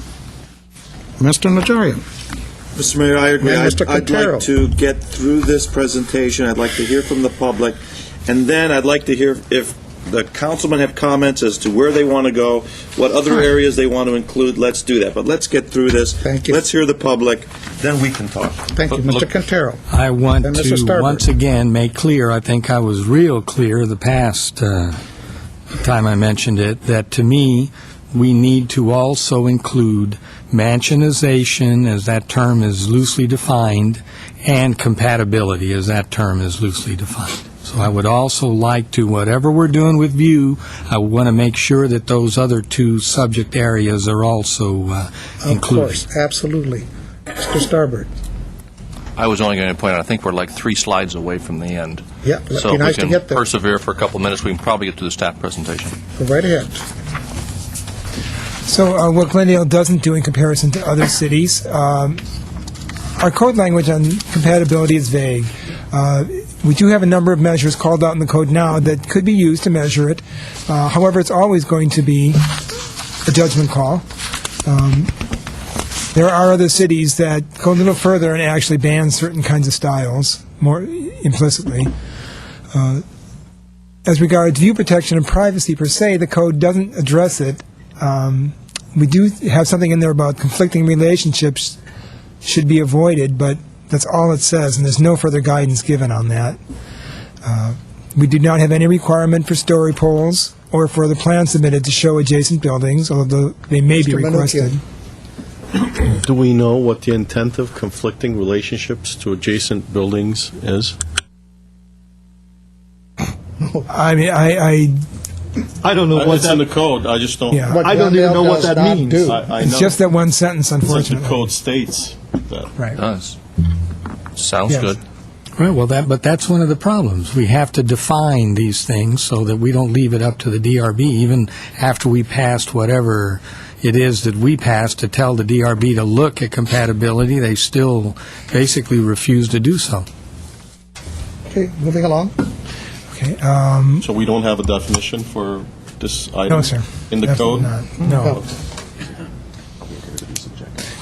As I said, there's no requirement for story poles or to show adjacent buildings, and the staff reports to DRB are written in kind of a very studied, neutral tone, without any recommendations or findings.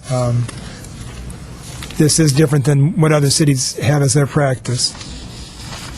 Okay. Again, going back to views, there is a big issue of which views to protect. And kind of implicit in this is a question of which zones these protections would apply, whether it's just R1R and ROS, or whether we do apply it to, the so-called flatlands. No, these are just some options we came up with. Obviously, Before we go to the options, that's kind of interesting. At the last comment, staff reports to DRB have limited comments and no recommendations or finding. Why is that the case? Normally, staff always has comments and recommendations or findings, etc. Why is it that in this case, the staff, trained, I might add, employed by the city, neutral observers, how come they don't give comments or recommendations? Do you know, Mr. Hani? That is a good question. That has actually been the position of, that's one of those issues that the DRBs and the individual DRB members cannot agree on. From time to time, staff actually goes so far as actually pointing out some things, and staff is asked not to do so.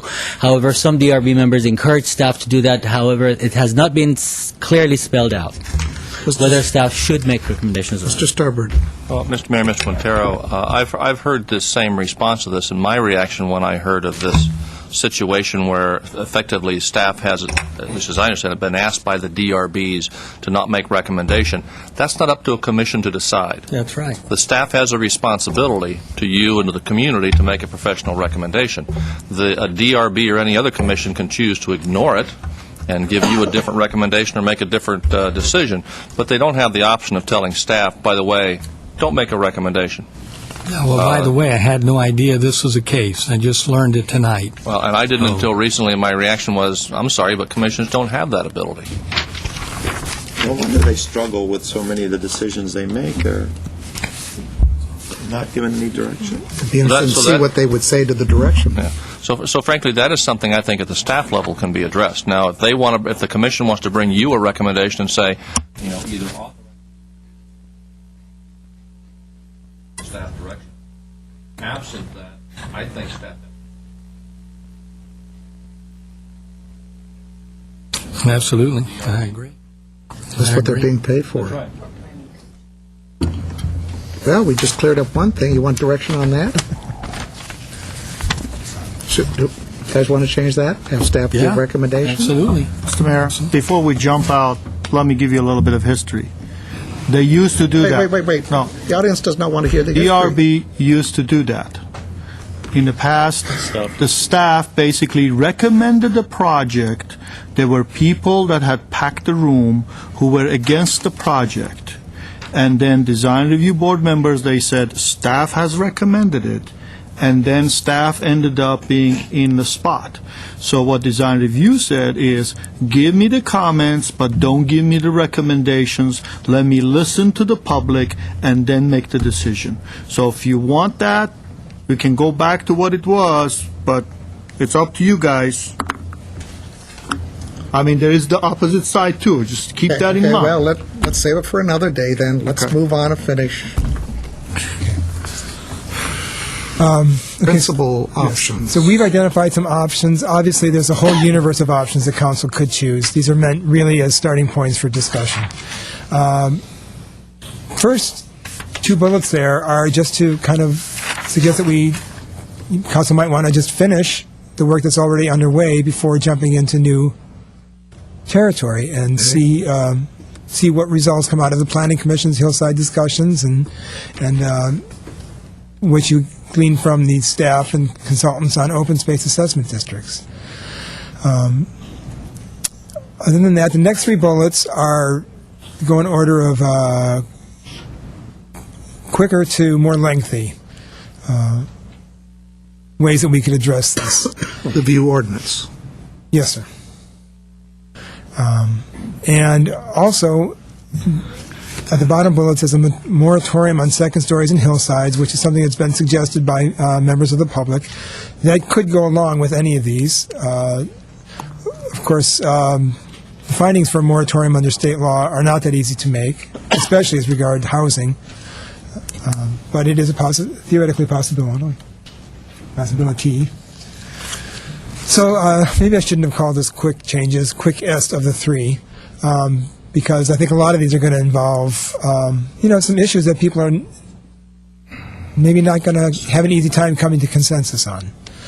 But anyway, we could do, in addition to possible study sessions with City Council, we could convene a focus group of interested parties, differing points of view, of course, on some of the parameters for view protection and privacy, and also try to do more work on drawing out compatibility issues. Some procedural things we could do rather more quickly are to require use of story poles or have plans showing neighboring buildings. You wouldn't really want to do that without giving Design Review Board some guidance on how to use that information. But that's the start. And zoning code, you could require that the Design Review Board actually make findings in their approvals, which they don't do now, and adding view protection and privacy to the design review standards. This is probably the quickest turnaround. It's not a very comprehensive solution. I will again caution that view protection and privacy are notoriously difficult to define. So what's an adequate standard? What's your definition of quick? Fast track. Yeah. 6 months, a year? I would probably say 6 to 9 months on this. That's quick. Alan, would you agree? Now you're going to go into the more comprehensive, huh? Yeah, Mr. Loomis will be doing a lot of the work on this. No, This is why I looked to spoke him. about it at the beginning. Mr. Yosefian? Before we go any further, I want to hear from the city attorney about the moratorium. He has told us several times, if you pass a moratorium, how many votes it would take, and what is the length of the moratorium you could have under the new state law, and what are the findings? Mr. Mayor, members of council, the length of a moratorium hasn't changed. It's still, I believe, 45 days, requires a 4/5 vote. After the 45 days, you can then have another hearing. You can extend it for an additional period of time, which would equal 1 year, and then you can extend it again for another 1 year. The findings apply primarily, I believe, is to multifamily. I'm looking at Mr. Garcia because he's intimately familiar with these land use related issues. Apply primarily to multifamily, although there would be some findings necessary that, just like any other moratorium that you would have, that you're studying an issue. There's an immediate need to restrict whatever it is you're going to restrict because you're studying it and you're hoping to have some kind of a positive outcome that will affect. That without the moratorium, it could create some non-conforming uses and adversely affect zoning. So you could have 2 years and 45 days. Oh, 2 years total. 2 years total. 45 plus the difference whatever up to period a of year, time and of then 45 days minus 1 year, and then 1 additional year. And you require Maximum. 4/5 vote. 4/5 vote. Okay. Moving along. Thank you. 4/5 vote and public hearing on the and also report is necessary. The 45-day component is easy. After the 45 days was when you need public hearings, when you need written reports in advance, not only describing what the moratorium is, but the steps you've taken to alleviate the problem. And under state laws, it's been recently amended. If the moratorium expires and you miss one of those time deadlines, you can't not reenact another one unless it's for a completely different reason. Okay. Thank you. Moving along. Okay. Another set of options would be some more extensive code amendments that could supplement the existing work being done on the Hillside Ordinance. You could possibly have staff, again, probably with a focus group and study sessions with the council and all that, but the topic would be developing guidelines for how to deal with second stories, since that seems to be the real rub here. And then there's also revising the Hillside Design Guidelines. And you may recall Mr. Kraus earlier said that they focus on subdivision layout and really very little on building massing or siting on a lot. So that really could be drawn out more, but that's more extensive time. Like how long? Year and a half? Yes. That's a Year and a good half. guess. Huh? Excuse me? I would say 6 months to a year. Well, the last one was 6 months to a year, at least. I think Mr. Loomis is underestimating. Yeah. You were that might go along Don't with get too option 1 optimistic Alan. here. Okay. And then a more comprehensive review. We will be starting an update of the general plan, and we have so far been thinking about doing this, looking at design standards all through the whole city with an eye on topography. This obviously is going to be a much longer process because updating the single-family guidelines would include many areas that are not affected, that are not in the hillsides at all. And it's just many more cases to examine and potential situations to 2 look at. years. Yeah, 2 years. So that So concludes when we're my all said and presentation. done, you're going to ask us which one of these or which combination we would like to go? Mr. Mayor. Mr. Yusefian? When do we have to do? When do we have to update our general plan under the state law? I understand that we have to modify them every so often. Land use element. Actually, the housing element is the only one that has a time limit of having to be updated. Okay. I mean, it's certainly good practice to update it, perhaps once a decade. Okay. When was the last time we did this? If I may, Mr. Regani. Thank you, Mr. Mayor. The general plan we have done in the past, we have done one element at a time. Each element has taken maybe 4 to 5 years to do. What we are planning to propose to you is to come back to you sometime in the next couple of months and actually ask you direction to go ahead and start the general plan update pretty much this summer, and then as part of our proposal, we will ask you to direct us to consolidate all of the elements so that as we start doing the housing element update, which is due in 2008, we will also be consolidating the entire general plan update together. So we could do land element too. Correct. Land use element and, yes. Would that be where we'd say, okay, in addition to view, we want you to look at the FAR, mansionization, all those, prioritize what components we want you to work on first? Absolutely. In fact, we would ask for very specific directions on that particular We did the open space. open space and a lot of topography and geography and view protection. In this, we actually have a particular mechanism for our general plan, which would be based on those very issues and this is neighborhood beginning character. 2008 or end of 2008?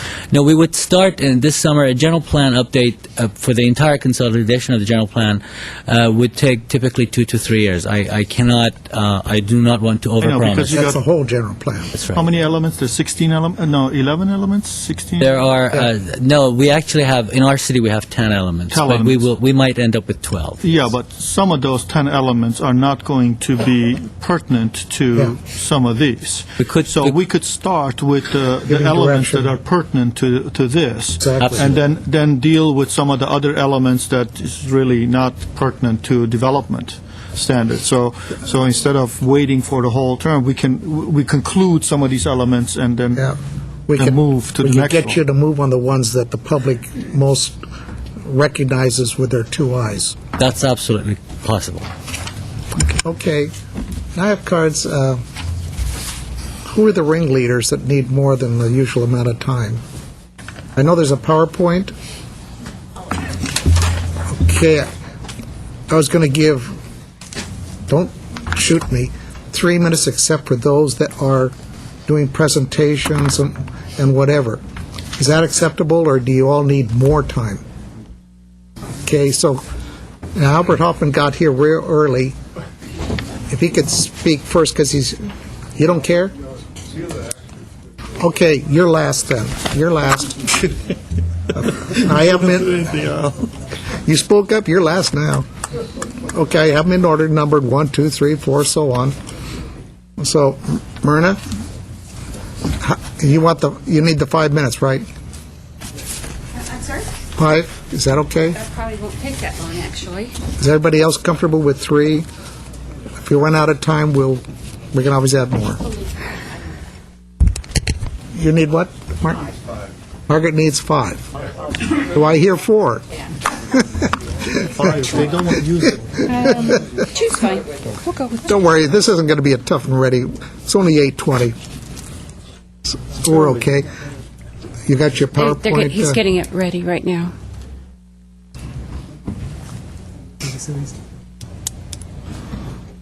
Dennis on PowerPoint.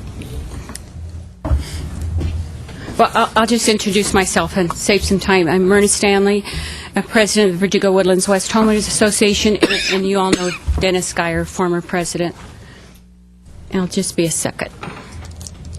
Dave, could you ask them to turn in all their cards?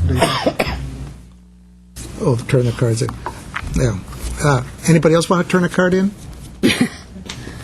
Okay, no more cards. Because we're Is it budgeting. not coming up? Yes. Oh, it doesn't want to open. Technical difficulties. Copy to the hard disk then. Old days, having an easel and a board helps. You know? Low tech. Yeah, low tech. It always works. Yeah, that's it. That's it. The slides. The slides or Yeah. Yes. Want me to do mine? I'm going to read. Would you like, can Margaret present her, whatever she's speaking while they're working on that? Would that save time? Number 2 instead of number 1. My name is Margaret Hammond. Mr. Mayor, members of the Put city. 5 minutes up there, Oh. Mike. Council, do you want to do it or you want me to go ahead? You go. Okay. I'll give you copies of this. You've seen it before. Was it the This resolution is, from the Homeowners Coordinating Council? The resolution, the Glendale Homeowners Coordinating Council urges the Glendale City Council to adopt a view and privacy protection ordinance. And in recent years, Glendale has witnessed a growing trend toward larger and often intrusive single-family homes and other buildings. As a result, people have become more concerned about the adverse impacts these structures have on adjacent properties and surrounding neighborhoods. The City Council has attempted to respond to these public concerns by adopting residential design and building standards and guidelines to ensure that new buildings, remodels, and additions are compatible with the character inherent within the surrounding neighborhood. Review of each project is required in terms of its specific impact on the surrounding neighborhood. Compatibility requirements under the Glendale Municipal Zoning Code address many architectural design elements, such as size, scale, bulk, mass, site layout, planning, setbacks, height, roofline orientations, landscaping, and window location. Design review standards by code require that new development or remodeling should be designed in such a way as to upgrade the appearance and quality of the area and harmonious with existing improvements. These standards also require that conflicting relationship to adjacent building structures, improvements, and uses should be avoided as appropriate to zone and area. However, the zoning code and neighborhood design guidelines do not include design and site layout elements that specifically protect a property owner's view or privacy. View and privacy are critical elements of many residential properties in Glendale, and loss of either adversely impacts both property values and quality of life. The right to these benefits should be protected. But when complaints about intrusive or imposing projects are voiced before the design review boards or the City Council, officials usually respond by saying they cannot help because there are no view or privacy protection standards in the code. Neighboring cities, including Burbank, La Cañada, Pasadena, and Los Angeles, recognize the value of view and privacy and have enacted or are developing ordinances developing protection for them. The Glendale Homeowners Coordinating Council, made up of 19-member homeowner associations, recently voted to ask City Council to consider view and privacy protection requirements in Glendale. Therefore, the Coordinating Council respectfully requests the City of Glendale to research, draft, and formally consider adopting an ordinance requiring that new structures, additions, and remodels of existing structures in all residential zones not cause unnecessary or unreasonable adverse impacts on neighboring properties relative to view, privacy, air circulation, shadow, and exposure to light and glare. This process should commence as soon as possible and proceed without undue delay. We really want to thank staff for all their hard work. Here they sit at this hour going over this thing again and again, but we do appreciate it that they have the good of Glendale at heart. We know when we talk to you personally that we get that feeling, that they care about us and they do want the best for everybody in the city. You all live here too. So we do want to thank you for that. And we're hoping that if you would consider a moratorium so that in the meantime, while you're working on this or while staff is working on it, because there is a lot of work to be done, we know that would help if we had the moratorium so that developers and contractors don't start running around, throwing up buildings or making additions and so forth. Thank you very much for your time. Thank you. Thank you for your comments on staff. Okay, Mayor Stanley, you ready on the PowerPoint? Five. Mayor Weaver, may I be permitted to speak later as a member of the public with that same card? Speak. As a member of the public later on in this? You want to get up twice? Mm-hmm. It's fun. I wouldn't stretch it, but... Well, it's let's see because where it right goes. now I'm speaking on behalf of my homeowners association. You're speaking now as what? As a member of the homeowners association. You want to speak later as what? Me, individually. If you permit it. Let's see where we it all goes. set? There were, after our January 30th presentation, there were some comments made that perhaps some of the slides that we showed were not fair because some of the projects were proposed and they were not approved by the design review. So with that in mind, and to be fair, we would like to show you rather a project that was approved. Councilman Yusefian, I don't know how you can say houses are getting smaller. Now, you see where that white line is at the bottom? Mm-hmm. Right behind that is a very triangular-shaped backyard of a property. It's right on the corner, and it's right below the road. Those poor property owners, that's all they have for a backyard. They have no front yard because they're on a hillside. So while they were looking at trees and shrubs, this is what they're looking at now, and this is what's looking down at them. So when we say we need an ordinance for views against intrusive structures, it involves a lot of things, and this is up close and personal. This was approved. The permanent view? Pardon me? Walls, those retaining walls are the permanent view?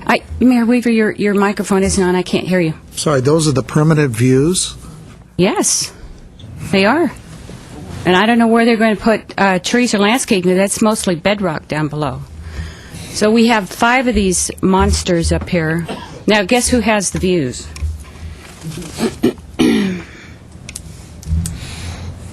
I think they know. So this view is the corner of Wabasso and Sierra Place. And actually, those houses, I think, are a little bit closer than what appears from here. But I just want you to see what it looks from the public views. Okay, Dennis. This wonderful house with leaded windows and brick patios in the back is the second house from the corner of Wabasso and Sierra Place. It faces Sierra Place. Right next door to this project, to this house rather, is the project that Dennis will show you, is this.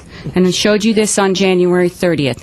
And while it's proposed and not approved, our main concern is, we wanted it denied so that the DRB would give the architect a clear direction that this isn't going to work, that you've got to go back to the drawing board, because you've got next door what we all want to see in the Woodlands, at least, and probably most of Glendale for that matter. But of great concern was one of the comments by a sitting DRB member that he did not want to deny this project because, and this is a quote, he thought the design could be salvaged. Now, how can you salvage that design? Where do you start? This is Bob Hines' house. He was here, but he left. He is right behind the project that you just saw. It nestled into the hillside. It's just a wonderful house. He now, from his front patio, and that again, he doesn't have a backyard because it's very hilly. From his front patio, he used to watch the deer and whatever on Teddy Bear Hill. Now he's looking at those 5 structures, and in front of those structures is going to be this project. So now he's got a double whammy. So if you'll go to the next one, well, that he also sees that from his front patio. That's what he sees now, and then the other one. You see those utility lines, that telephone pole, and I don't know if you can see the utility lines, but to the best that we can figure out, and we can't be more precise because Glendale does not require story poles, the ways we can figure it out is that large structure will come up to the height or a little bit higher than these utility poles. So you talk about loss of views, loss of privacy, loss of property value. This again is Nancy's house. So we want to know, gentlemen, what your vision is of Glendale. What do you want to see? Do you want this? Do you want to see this? Or do you want to see that? Thank you very much. And I just need to remind you that the acting city clerk in his invocation prayed that great thoughts translate to great actions. And we need action from you gentlemen now. Thank you. Mr. Yusefian. Nancy's house is going to be torn down, and No. that...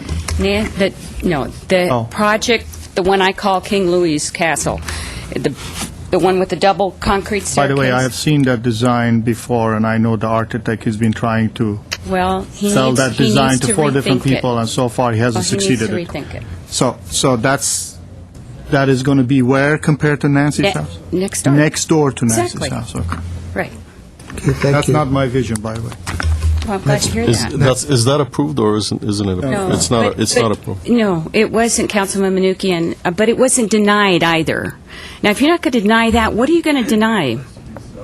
And I just want to, so Hassan can hear this, that staff told that DRB that if they denied the project, that there was no guarantee that a new project would come back before that same DRB, that it could go to the other one. And they wanted to see it. So if you could check and see if that's correct, because I would think that DRB would say, we want to see this when it comes back. Excuse me. And it would be done. I mean, that's not a big deal. Which board did Wait, Mr. Najarian. Can we ask questions at this point? Yeah, whoever's up here. So obviously, personally speaking, I don't like those designs, those homes.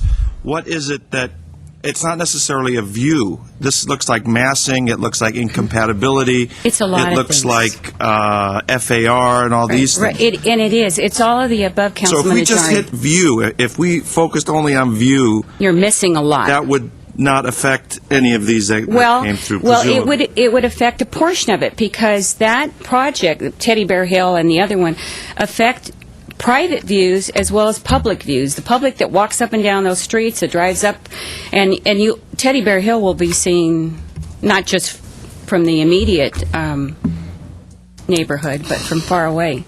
But the problem is, if you put the view thing in, how would you define a view so that somebody could say that view is acceptable? The only way I know is you've got to go to the FAR. Mayor Weaver, other don't get functions. caught up in that web, because other cities have view ordinances, and I was sitting back there and I was dying, because I thought you'll be here. I see calendar pages going by. What's a view?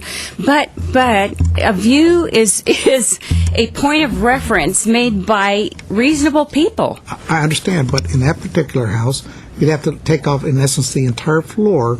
Okay, which to house are you open up talking the about? Are view. you talking about King Louis Castle? Yeah, or? yeah. Okay. You'd have to take off those floor to get it. That is, you'd But have if you to do a lot. adjusted the FAR down so they could only do one floor, then you've taken care of the view issue with it. Well, you know what, Mayor Weaver? That house actually went for a CUP, and it was approved for a CUP because it wasn't 70 feet wide. And we had no objection with that. It's a lot, it's a legal lot, and it deserves to be developed. But what we did ask is that the zoning administrator put a condition that that house has to come off the slope and come towards the flat towards the front of the street, just like all the other houses are. But they want to put a pool in the front yard, mind you, with 6-foot high, but she said no. She said that she would leave that up to the DRB, but I'm telling you, that's very risky, and I just don't have the trust that's going to happen. See, there's a lot, Councilman Najarian. It's not just view. It's a lot, right? And that's why we're asking for moratorium, because there's so many little components. Sefian, did you have a comment? The issue on Teddy Bear Hill, I think one section was missing again, was the history about that hill. I was on the BZA when the property owner who had subdivided that land for, I think, several lots, came back to the city, wanted to build a 17,600 square foot, something of that nature, house with several guest houses and garages and all that stuff. Right. And the BZA basically turned that project down. The developer sold the property, the person who had bought it wanted the house, to somebody else who went back to the community. There was a tremendous amount of discussion with the people who lived around that area, and there was a consensus about building these 5 homes, which were less than what the original subdivision was, and was less massing than the original 17,000 square foot house with all of its things were going to be. So it's not that all of these things happened in vacuum. If the staff and the council wishes, staff can go back and bring all the stuff, and I'll be more than happy to provide you with the name of the people who were involved with those discussions from the neighborhood. The discussions never involved the homeowners association. Okay. Well, thank you very much. It included the people who were on that street on Vabasso. Lila Ramirez, followed by Peter Flood. Now we're down to the 3 minutes. Probably. I'll give it 10. No, I hope I don't take that. Mayor Weaver, members of the City Council, staff, Lila Ramirez. I'm the chair of the Coordinating Council View Protection and Privacy Resolution Committee, and that's the resolution that Margaret read. And we wanted to read that out. Yeah, we wanted to read that out. You didn't sign it. No big deal. So that you would see that we're very, very pleased with this report that staff's prepared for you. Our stuff has been pretty much, our issues have been addressed, and we're very satisfied. Thank you, Tim. Thank you, Hassan. Thank you. Who else? Wolf. Just terrific work. We couldn't ask for more, and more, I guess, is your role. That it's coming back for a revised study session, that's perfectly okay. But I just want to really thank you for putting it on the fast track, and that is an action that was passed by a majority of the City Council. So our intent and our hope is that you do keep it on fast track. And in that vein, we wanted to recommend or suggest, I guess, that you consider the moratorium on second stories, and there would be second intrusive stories, because that's not all second stories, and in all residential zones of the city. Just kind of a little amendment to that moratorium verbiage. And then that you couple that with the first option that you have, is that the not so quick change. But that one covers pretty much everything that we had asked you to consider, the procedures with the story poles and the zoning code, which is almost all of it you can put into the DRB guidelines and the hillside guidelines. And then we just have to stay away from the other 2 options, because first of all, the general plan update is required, and you're going to have to do that, and it's going to take a while. But you can take whatever you do on option 1 and refine it under the option 3, and then option 2 is just something that we prefer not to go there. So if you'll stay with option 1 with a moratorium, we really would appreciate it. And thank you so much for keeping this on the fast track. Beautiful. followed by Bill Nickel.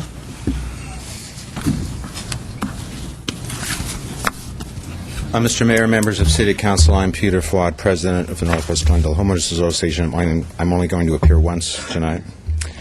First, let me quickly mention our candidates forum is this Thursday night at 7 p.m. at Brand Library. Plug. It's the last forum before the election. I hope people in the audience will attend. It should be a good forum. We have a lot of tough questions. First. Pardon? We used to be always We used to be the first and last, so we didn't get our act Decided together. to do last. So we're now with the So you're putting a plug in, okay. We're putting a plug in. Now I'll appear on this subject. A couple of things came up on a couple of DRB hearings that I was involved in, and maybe we can sort of talk about how to address the issue that came up. One was on Pacific Avenue, where a second story was going in, and a balcony was proposed, and the balcony would have loomed over the slightly downhill neighbor. This is near Pacific and Cumberland. That was appealed. As it turned out in that case, the homeowner and the applicant compromised on a solution. Another one I've been involved in, which is currently under appeal, and the appeal is going to be heard next month, is on Western Avenue near Bel Air. And there the applicant is proposing a second story that will run along the backyard of homes on Bel Air. It's near a corner lot. And in both those cases, the problem has been is how can the DRB tackle the issue of second-story homes overlooking neighbors' homes. It's been done, we've sort of been using the word compatible, but that's sort of too broad a term for what these brought up, and I think it really becomes a matter of privacy, which I think also will address some of the issues that have been raised on this hillside home that was on that slide. It's a question of looming over neighbors' property. And I think it's important that we give the DRBs more vocabulary, more concepts to work with to address these sorts of issues. And the word that comes to my mind is privacy. Now, some people say, well, we can't, how can we be private? I mean, homes at Glendale are fairly close. I'm only talking about new developments, obviously. But we need to give DRBs some wording, some vocabulary, some power, some direction, so they can address these in a more rational way.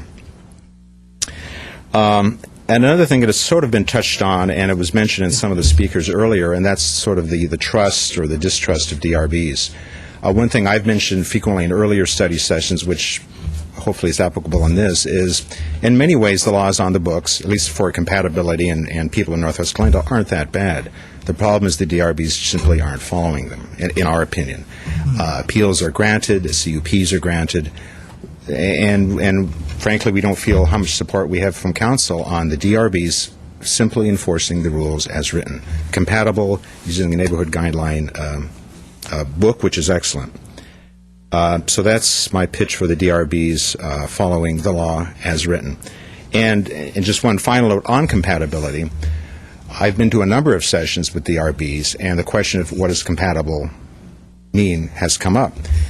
I've heard of a number of times from a number of members, they say compatibility with the future. This whole neighborhood's going to be second, it's going to have a second story on it.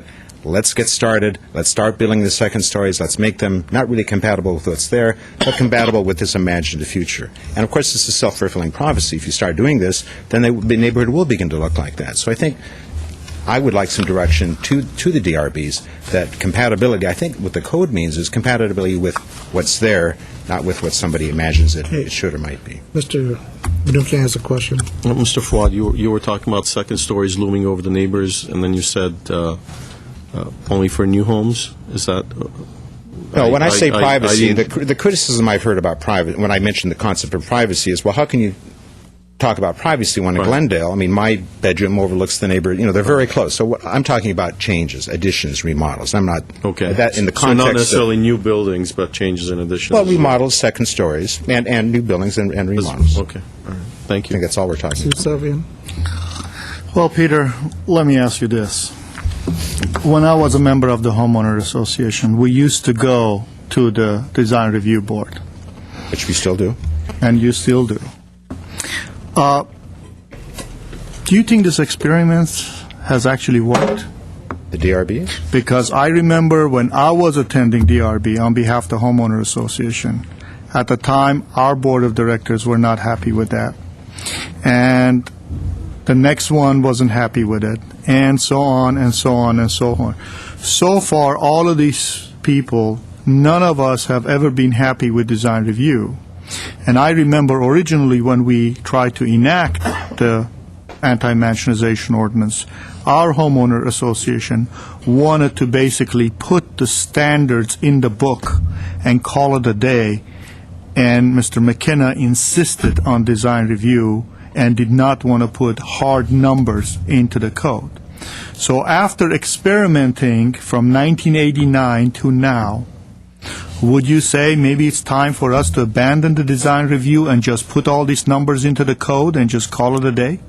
No, absolutely not. I mean, the design review boards are obviously better than nothing. I didn't say nothing.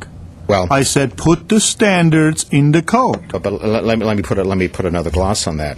Another thing that we have found is the DRBs are today allowing buildings to the max. If it's in with .30 or .35 FAR, if it's within 37-foot height, if it's in the setback, then really anything goes. They're already, in many ways, they're already allowing up to the maximum. And the DRB members say, well, we can't. I wouldn't feel right about requiring somebody to be less than the maximum. That was the case when I was on DRB.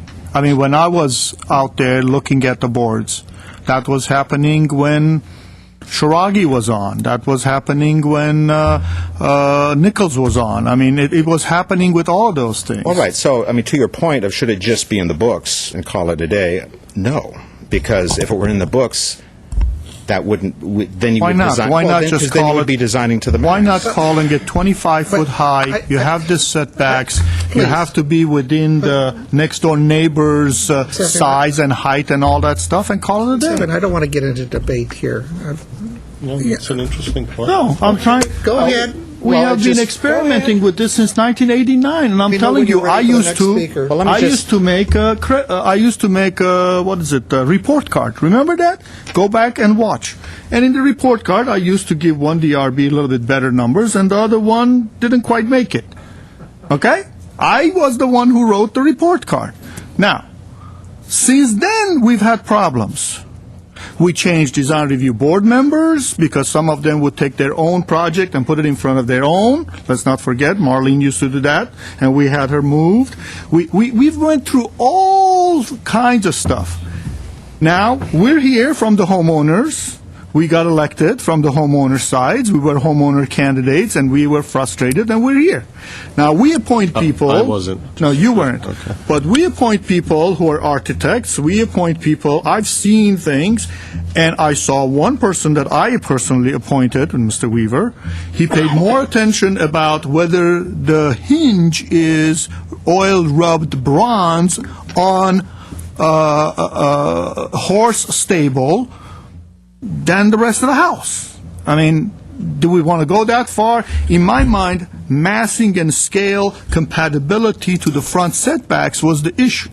So if we codify that, then do we care if your hinge is bronze or it's stainless steel? Well, that won't work because, as I Why? said, because you just can't put maxes and numbers and things in the code and expect it to function properly. You do need the discretion of the DRBs to say, well, yes, .30 theoretically is permitted, but in this neighborhood it overwhelms the neighboring homes, or this two-story house is 10 feet higher than it needs to be. You need discretion, and I'm not arguing against discretion. I mean, they can't.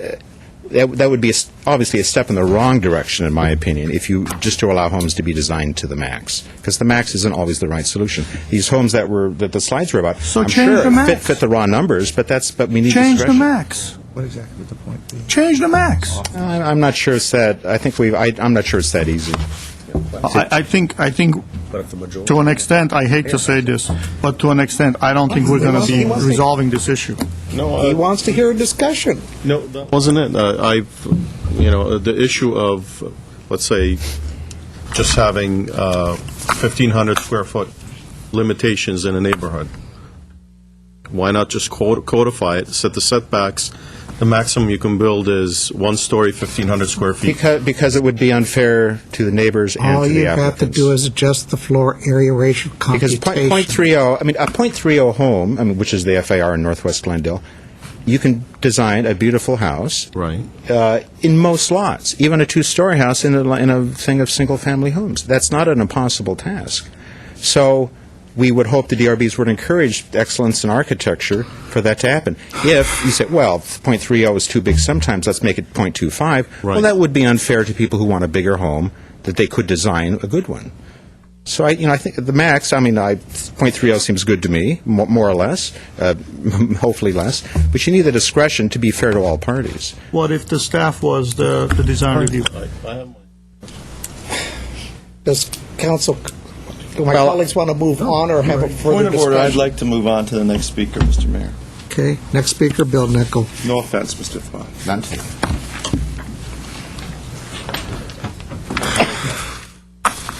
Good evening, Mr. Mayor, gentlemen of the council, staff. I'm Bill Nickel, a resident of the city. And I kind of echo a lot of the comments that were made this evening in terms of the necessity of doing this and doing this immediately. Not, of course, without time for some thought, but we don't have to spend years going through this situation. It's not really required. Therefore, I would like to echo some of the prior speakers, and I would like to suggest that option 1 would be appropriate. And in addition to option 1, because even that will take time, I think it's very important that we put in place a moratorium so that we don't have this onrush of second-story buildings and so on. That will no doubt take place if there's a recognizable time limit. So we have an immediate need for that moratorium. But more specifically tonight, I want to talk about, and I'm going to put my realtor's hat. I'm a real estate broker as well. I'm going to put that hat on now and talk about values. Now, many people in this city, their entire net worth, or a good part of it, is tied up in their equity in their homes. Now, you come along and you take a neighborhood of single-story homes and you start dropping in an occasional 2-story house. What's going to happen to property values of those properties adjacent to it? Some of those views, believe me, are worth a goodly 6 figures. And so you're going to deprive those people who have built up these equities and so on, and you're going to allow somebody else to come along and take away part of their estate, part of their nest egg. And believe me, that's entirely unfair. And I don't think anybody can agree with the fact that people should be allowed to do that. Thank you very much, and I do want to again urge you to go for option 1. And most specifically, I think we should put a moratorium in place to prevent the onrush of proposed second-story structures going into single-story neighborhoods. Thank you. Thank you. Sharon Thompson, followed by Hesham Mansour. Sharon had to leave. Okay. Hesham had to leave. Did Robert Taylor stay? He stayed. Yes. He's on. Followed by Albert Hoffman. Is he last? Good evening. Is he last? Nope. Last. Go right ahead. Good evening, Mr. Mayor and Councilman. My name is Robert Taylor. I'm a resident and an architect in Glendale. I got a quick question for you guys. How many of you live on a hillside? By a show of hands. 1, 2. Okay, thanks. 3. 3? Okay. Views cannot be owned. Views are like the air and sunshine. It's free. You can't own the weather either because you can't control it. How can we protect something we can't own or control?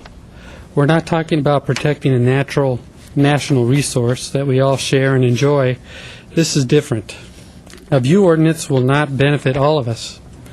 Ownership is a fundamental concept that everybody can understand.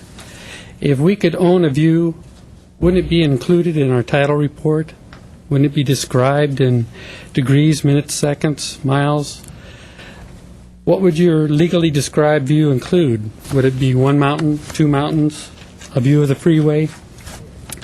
Are you entitled to a view from every corner of your property, or every room, or every window?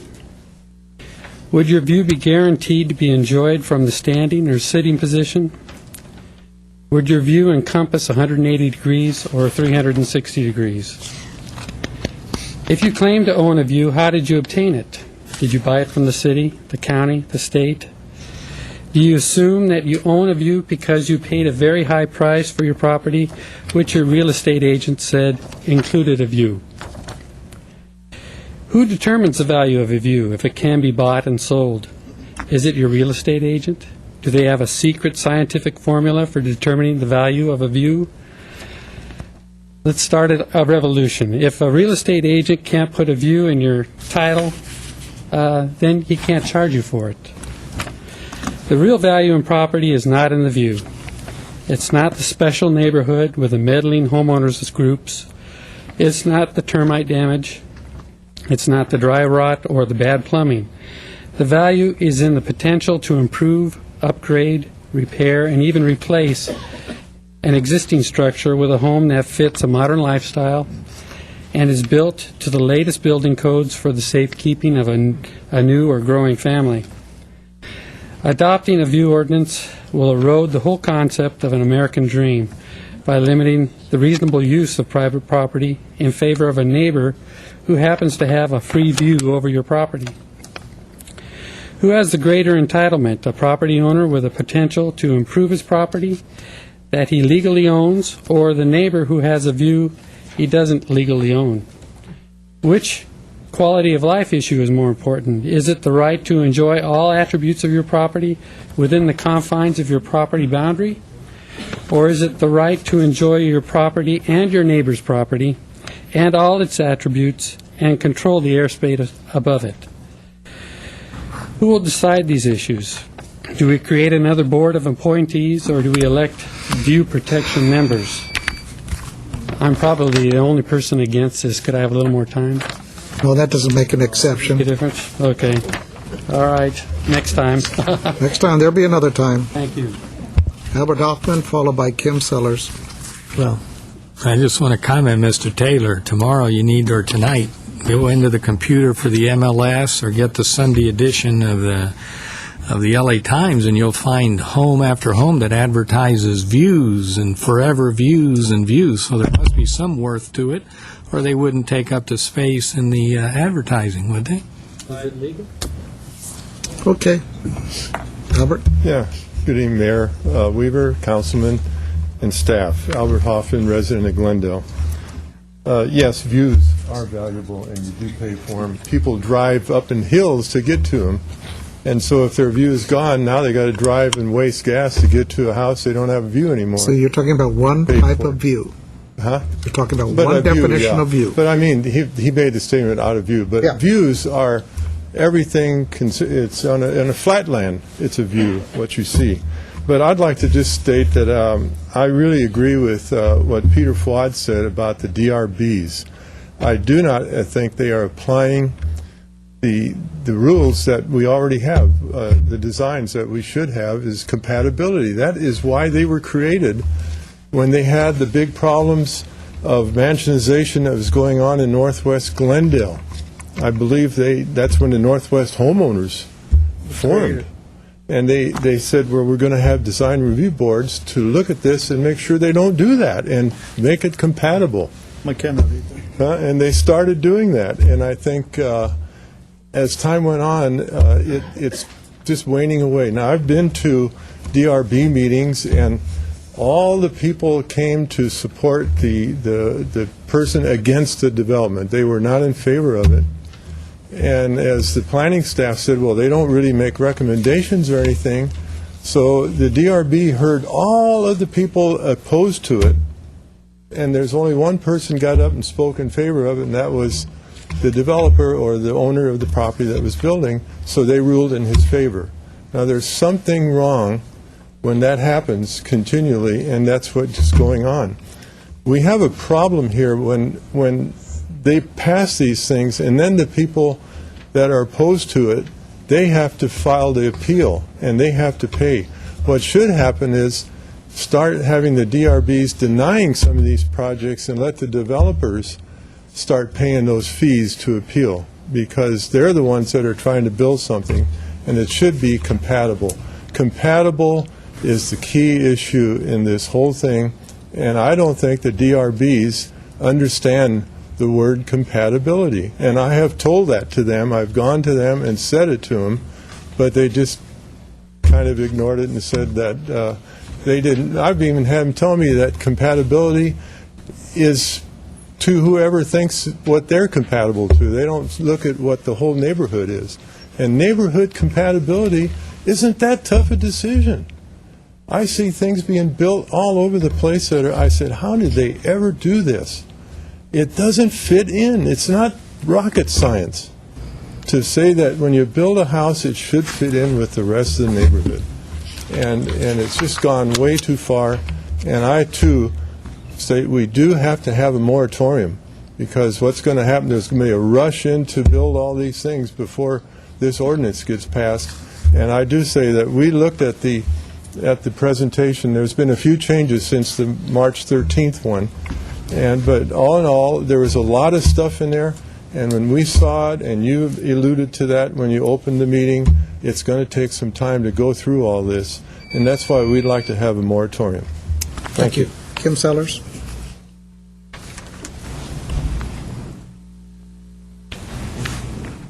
Mr. Mayor, members of council and staff, and I would like to share all the kudos for staff. They are absolutely extraordinary. And on the many occasions I've attended Design Review Board meetings, staff has been absolutely marvelous. They've been very, very helpful to the neighborhoods. And I just really wish that they would be allowed to give their opinions, because their opinions are frequently very valuable. So I begin it with that. In my neighborhood, about five... Your name for the record. Kim Sellers, I'm sorry. I always forget one of those things. In my neighborhood about 5 years ago, a three-way stop sign was installed at the corner, one house away from me, to protect our homes, protect our families, protect people from being in auto accidents. People blow through that stop sign, those three stop signs every single day. The neighbors do not blame the stop signs. The stop signs are there, they're readable. The problem is that the people are ignoring the stop signs. The problem is that nobody is there because, God help us, we live in a wonderful neighborhood. The police don't have to be in our neighborhood very often to enforce it. The current design review guidelines and the current ordinances are just like that stop sign. They are pretty darn good. The problem is people are blowing right through them, they're ignoring them, and they're not paying attention to them, and the design review boards are not enforcing them. These are the guidelines. They're detailed. They tell you exactly what mansionization is and what the problem is. The code talks to you about compatibility and being in conflict. Nonetheless, here we are tonight, and we've got this mess in front of us. So we need to do something about it. I propose, as have so many people here, that we pass something along the lines of an intrusive structure ordinance. And as Councilmember Najarian asked, this is about an intrusive structure ordinance. It's not about just view. It's not about any singular issue. It is intrusive structures. What's an intrusive structure? To make it really simple for you, it's too big of a house on the wrong lot. You want a view, buy a lot at the top of the hill that's big enough to accommodate a big house where there are other big houses. It's real easy. Don't buy a little lot and try and jam a great big single-story house. A single-story house can be intrusive, gentlemen, because if your lot is too big or it's configured oddly and you insist on cramming 5,000 square feet in a single story on that small lot, you are right up against the neighbors on both sides. You now begin to have a neighborhood that looks like it's solid stucco. That, too, is an intrusive structure. With respect to views and privacy, I see them as being reciprocal. If your house is in front of my view, you're looking into my house and you can see me. They're just two sides of the same coin. Story polls, oh, please. Please. I can't tell you how many times I've been to DRB hearings, I've appeared before you, and people have simply misrepresented what the view is. I implore you to enact a moratorium. I think, frankly, President Bush and Congress can resolve Iraq before what we're talking about here. There's no excuse for it. Thank you. That's the end of the public comment. Okay, I know what I want to do, so what is else? So storyboards are okay? Is that what, you're okay with storyboards? Story polls. Story polls. Polls. Sorry. Every city has some form of story polls except Glendale. So it would seem pretty obvious that it's a given. I know what I want to do, but what do my colleagues want to do? How do they want to direct Let me ask staff? you this, Mr. Mayor. There's a bunch of different concepts out, and I think staff wants to know how we feel on those concepts. Story polls was just raised. I think that's something I could go with. You want to go sub-issue by issue and see where we are, or just want to hear our general Well, we could comprehensive? We could take things take? like story polls, FR compatibility, DRB, category by category. Can we deal with that issue now? I mean, Well, no, do we just to need give bring direction. it back? Okay. Okay. Okay. Well, I'll throw up my things, and then you can all pick them apart. I like story polls. I think we ought to try to define compatibility better, if it's possible at all. I think DRB should give direction, but after public input, without the staff knowing, without the board knowing what staff is going to say. After they've heard everything, okay, turn to staff, say, okay, what are you recommending? Not before the fact. Don't let staff sit there and says, here's our recommendation, and then it goes through the hearing. Let the hearing be had, let the public talk, and then let staff say, ask staff, okay, you've heard the public, this, what do you think, staff? Get their input then. It's still the commission's decision, but it's after. Their minds have not been tainted in any way by what the staff is thinking. Staff is the professionals, but let the public talk first. Maximum size, I say the FAR. I still say that is the key to all of this. I'd like to see that. I like option one because it's the quickest, and I will consider myself a moratorium when I start to get a drift from planning, people rushing in. I've said we had to do something in the past because just a gut feeling tells me there's more of these happening all the time, quicker and quicker. The developer has discovered a new landmine, a way to make a lot of money, and you're starting to see more. Now, have there been enough coming at this point to take immediate action on a moratorium? Or when the public knows, because there's not one single developer here tonight, not one. And the second this gets out and we get a little further, bam, you may see it. Then I think you have a real justification for the moratorium. That's where I'm at for now. I still say the key is the FAR to get the mansionization issue down. You get the bigger house down, you start to take care of the view at the same time. You can't put a full second floor on if there's no if the FAR doesn't permit it. So if you've got a 1,500 square foot and you want to put a 3,000 square foot house, there, put a whole second floor on, and an FAA was recalculated, will only allow 2,200, well, maybe they wouldn't put it on the second floor, maybe they put it on the rear. Too many people just simply want to double and triple size houses to make a profit. Make a profit, a sale. Buy it cheap, sell it high. So the only way we're going to really tackle it to mine is the FAR in combination with the view ordinance, compatibility, whatever. I wish staff luck on trying to find compatibility. It's the eyes of the beholder.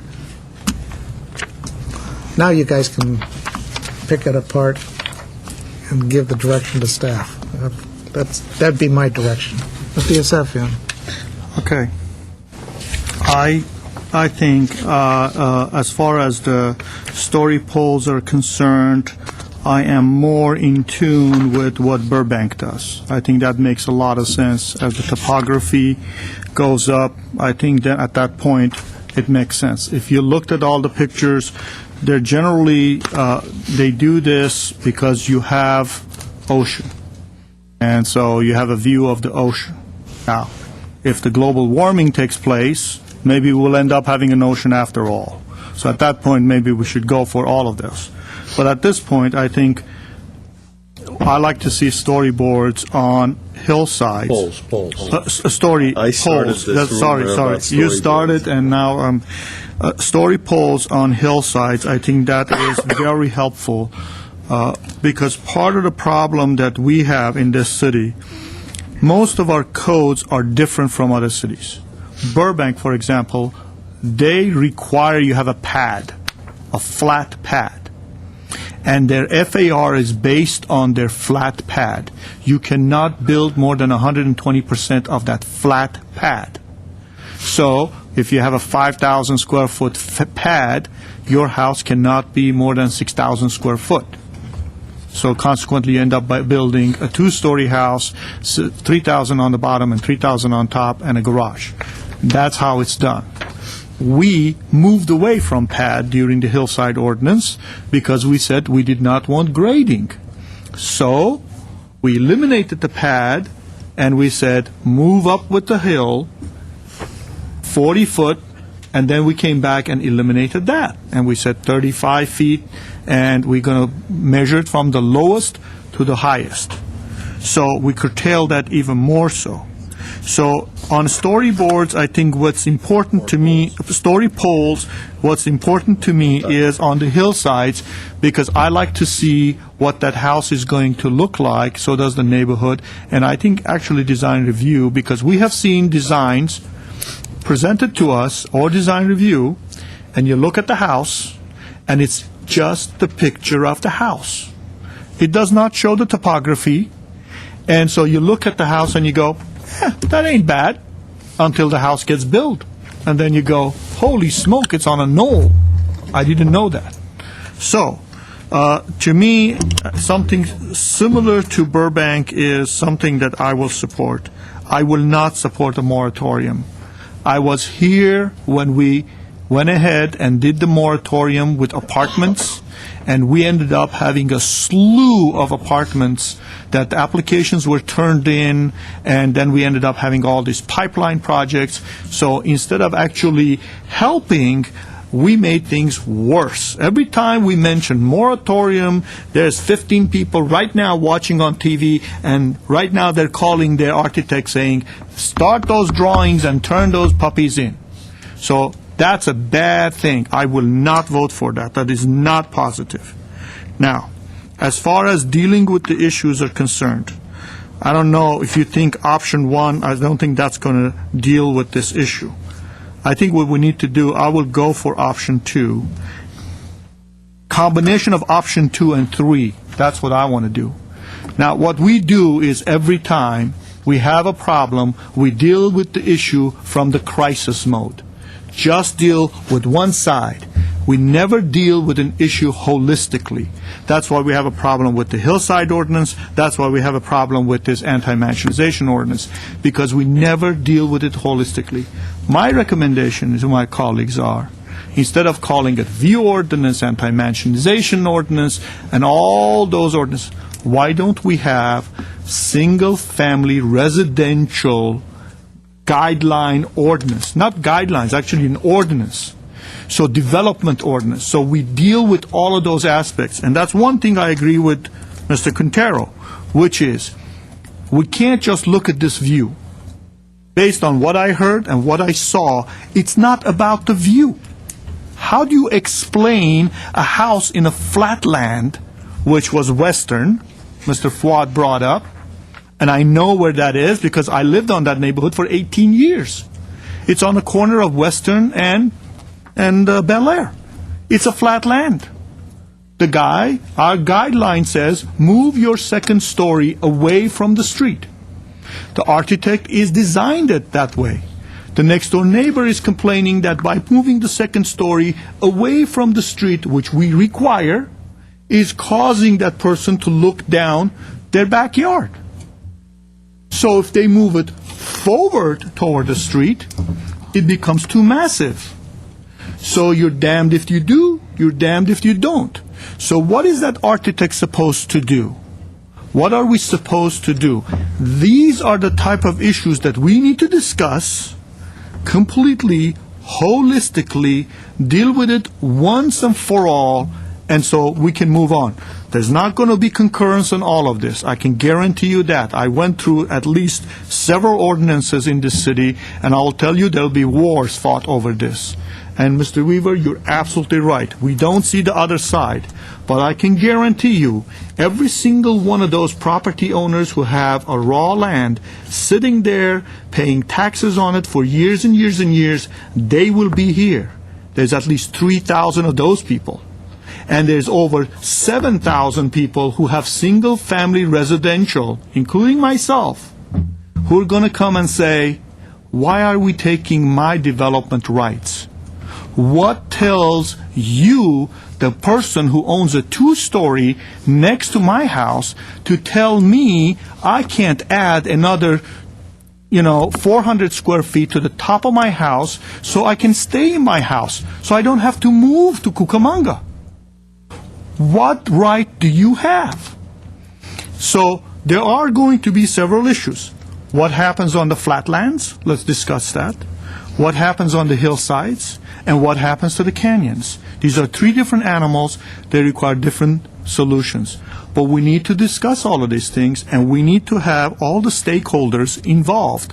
Because I'll tell you one thing, if we don't, we pass an ordinance in haste, like we did. Remember how we passed the ordinance about charging to go inspection the apartment buildings? We passed it on a 5-0 vote. And this council, with the exception of Mr. Najarian, came back 2 weeks later and removed that. I don't want to do that. I don't want to do that. I don't want to do anything hasty. Include everyone, discuss all the stuff so nobody can point fingers at you and say, you didn't do it. Because I'm telling you, this is something that the homeowner associations have no clue what they're getting themselves into. I was on that side. You're going to wake up the giant. And the giant is the people who own all these properties. They're living very peacefully with their neighbors. And don't be surprised if they collect their 17,500 signatures and put item on the ballot to overturn some of our rules. And they can do that by law. And then I want to know where we stand at that point, where our hands as council and your hands are cuffed. And then they will be building those huge mansions, just like they did before we put all of these anti-mansionization ordinances in place. So I don't want to overreact. I think we study it. There should be a study that is going to include this council, all 2 design review boards, and the commission. Well, I want BZA and the Planning Commission, all inclusive. So we know what the heck is going on. Now, some items, I do agree with Mr. Quintero on one item, which deals with staff. I think staff, and I think Mr. Quintero and I probably are the only ones who watch a lot of design review, because maybe we don't have any other life. Speak for yourself. Yeah, well, he's got a life. He watches the motorcycle show, but I don't, because I can't ride a motorcycle. But nevertheless, this is what I see. Generally, there's an item on the agenda, staff comes up and gives a report. This is a house, this is the square footage, this is the FAR of the neighborhood, this is the FAR of this house. This house is consistent or not consistent with the guidelines. Staff gives that report. That's all. Staff does not say whether we approve this project or we don't. So the question is, from my colleagues, do you want staff to say, we do not recommend this project, or do we recommend this project? And generally, staff report is sent over to design review board members in advance. But let's not forget, in early 1989, until we came into the council in about 2000, there was no staff report that went to design review. They showed up, and they looked at what was there. There was no staff report. That's how it was. So they saw it for the first time when they walked into that room. So we changed that, and we required to have a staff report, so this way they have a mimeograph drawing of the house, so the design review board members, because they asked, so they could drive to the site and look at the site and look at the drawings and go, oh, that's what it's going to look like, because they had no clue before. So to me, I think that's one thing we need to do.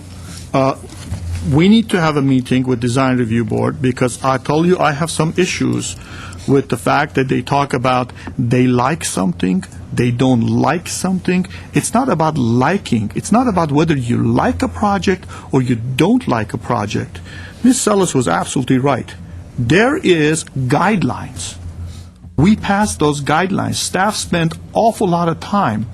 Is that house consistent with the guidelines? If it is, fine. If it's not, you need to deny it. And I watched design review, both boards are guilty of this. And that's exactly what they do. They will continue it because they want to bring it back to their own board instead of just flatly deny it. And that's what one John McKenna told me first time. The strength and power of the commission in those boards is their authority to deny a project, not to approve one.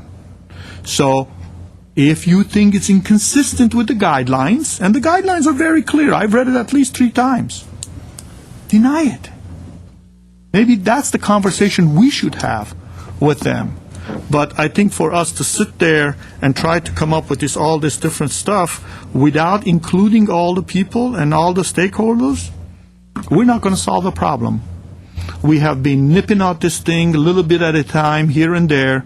And how long we've been working on this thing? Since 1970, 1980, no, 1989. 1989. In 2 years, it will be 20 years.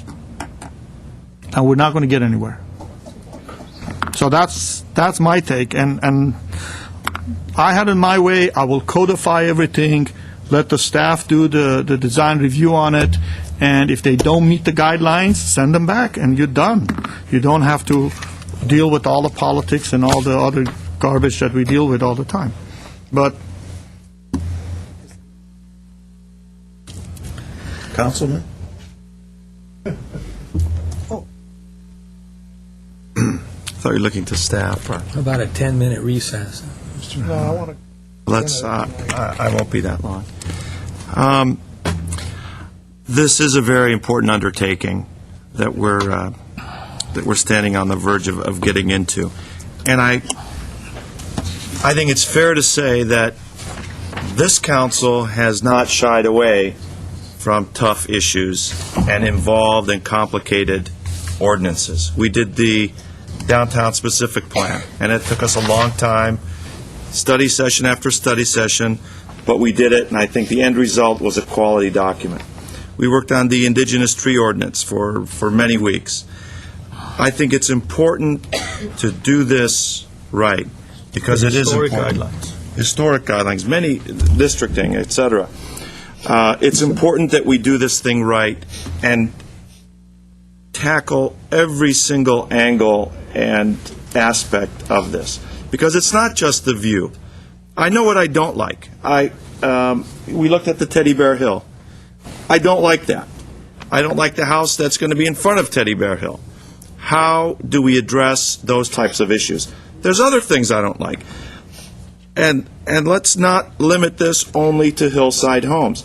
I don't like a 3-story apartment building taking the place of a single-family residence in what is otherwise a single-family zone. What is that called? Is that called a view ordinance? Is that called privacy? Is that called incompatibility? We'll have time to work that out, but that's something I don't like. I think we need to, let me talk about what I think we can agree on right off the bat. That is the story polls. I'm in favor of that. I'm in favor of a clarification, and perhaps if it's already clarified, Ms. Sellers showed the single-family home guidelines. If it is already clarified, we need to remind our DRB and everyone in the community what compatibility means. I think we need to discuss the issue of the FAR, and she raised the issue of a single-story home can be an intrusive structure. And that's very interesting, and it got me thinking, and I think we need to look at that and not limit this only to second stories. I'd like to shake up the DRB, and if that means giving them a recommendation along with the staff report, so be it. If it means codifying I'd like to see some, as an attorney, I like to see the adversarial process in action, because it's through that process that I think you get the best results. So if it means codifying that a homeowner, rather than just an architect or a landscape architect or a design professional, putting in someone from a homeowners organization mandatory on each DRB. So at least the opposite, and not necessarily opposite, but the flip point of view can be heard. And maybe they can't sway all the voters, but at least that other point of view will be out there. Because many times when we look for, and believe it or not, that's what we look for when we try to pick people for the DRB. We don't want everyone walking in lockstep. We want people that are going to be fair. We want people that are going to contribute in the best way possible. And we don't always, it's like picking a player for the NFL. You think they've got a good track record, but when you put them on the field, they fall flat.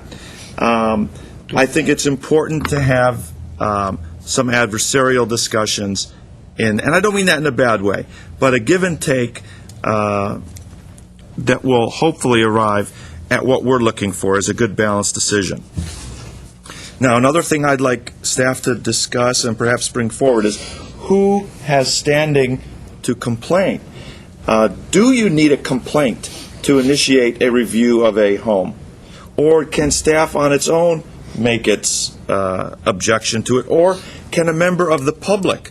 Discussion was, I think, again, back to the Teddy Bear Hill, those people that just walk along that road, who look up and see those structures. What standing do they have to institute a complaint and initiate a complaint about a proposed structure? And we don't have the answer today, but this is something we need to get to. It's in the code, 500 feet radius. Are we going to limit that only to that? Or can anyone else? It used come to and be make a complaint? 300. It used to be 300. Now we increase it to 500. Okay. That's the notice. That's the public notice radius. I think the question you're getting at, though, portends more toward, and you said initiate a complaint, and then perhaps to challenge. Let's say to come forward and make an objection or to challenge the adequacy. It's a public meeting, even if it's not a public hearing. Any member of the public can do it. It's just getting probably more to your point. It would be more of a matter of weight than disability. And I do have that. Are we going to give greater weight to the immediate homeowners, the adjacent homeowners, than to ones that are just a member of the general public? I think in all these decisions there is going to be some subjectivity. As much as I think Mr. Youssefin would like to lay down some bright line rules, there's always going to be some gray area. Let's talk about trees. What are we going to do with trees? Let's say you've planted a non-indigenous tree, some cypress trees or some pine trees, and those trees start to grow up. Are we going to require those trees to be topped, to be trimmed? Let's talk about that, because trees can be just as obstructive as a residence. Let's see. Is there one other thing I had? I'm not ready to get to the moratorium at this point, but I would like this to be on the front burner. I I would like as many folks in the community coming to the table to discuss this, so when we do discuss this and make our decision, nobody comes up and says, well, you never told us about this. I know there always will be, but at least with a straight face, we can say, sorry, folks, we told you about this for quite some time. You're for defining compatibility? I'm sorry? I'd like, if are it's you not for defined, defining yes, and if compatibility? it's not, Ms. Sellers raised the book and said it's in here, That's the guidelines. the guidelines. But compatibility is something that I'm in favor Mr. Loomis of is working. clarifying that and making sure that every DRB member has a little pocket guide that, they can open and say, this is what compatibility is. Maybe it needs, let's not just blame DRB for everything. Well, Are you finished? it's fun to beat up on someone else. Listen, we haven't been able to exactly agree on the let's do compatibility that. either. Well, let's do that. So there's an old saying, they say fish rots from the head down. Mr. Najarian, are you through? So my suggestion is we should Mr. decide Najarian, first. are you through? I didn't want to interrupt Mr. Yusefian to answer. Well, I didn't Yes, I'm recognize through. him. That's okay, I'm we're through. discussing. I'm through. Well, these two gentlemen haven't said a word yet. I'm through. I'd like to hear from them. Do you have anything to say on any of this? We're trying to give direction. Oh, no, absolutely not. Oh, okay, that's one out. Okay. No, I do have some things. Oh, well then, please. Okay. It's 9:30. Okay. I've said it in public, I'll say it again, I'm opposed to the moratorium at this time. Looking at the options that were presented, they all have to do with hillsides. I would think that the view ordinance would apply all over, not just to the hillside guidelines or design guidelines. And that's where I'd like to go and deal with the hillside city with view issues citywide, not necessarily in the hillside guidelines. Mr. Weaver brought up the issue of FAR. In my experience, the FAR did not work in the hills for some reason. If you remember, some of the houses we asked for it to be smaller, and it came back kind of similar, with a few hundred square feet smaller. Because of the steepness. Right. So it wasn't. I think in the hillsides, it's quite different when we're dealing with heights of buildings and steepness and all that issue. I don't like Band-Aid approaches to any issues. I would like to have a comprehensive review. I would hope that it doesn't take too long.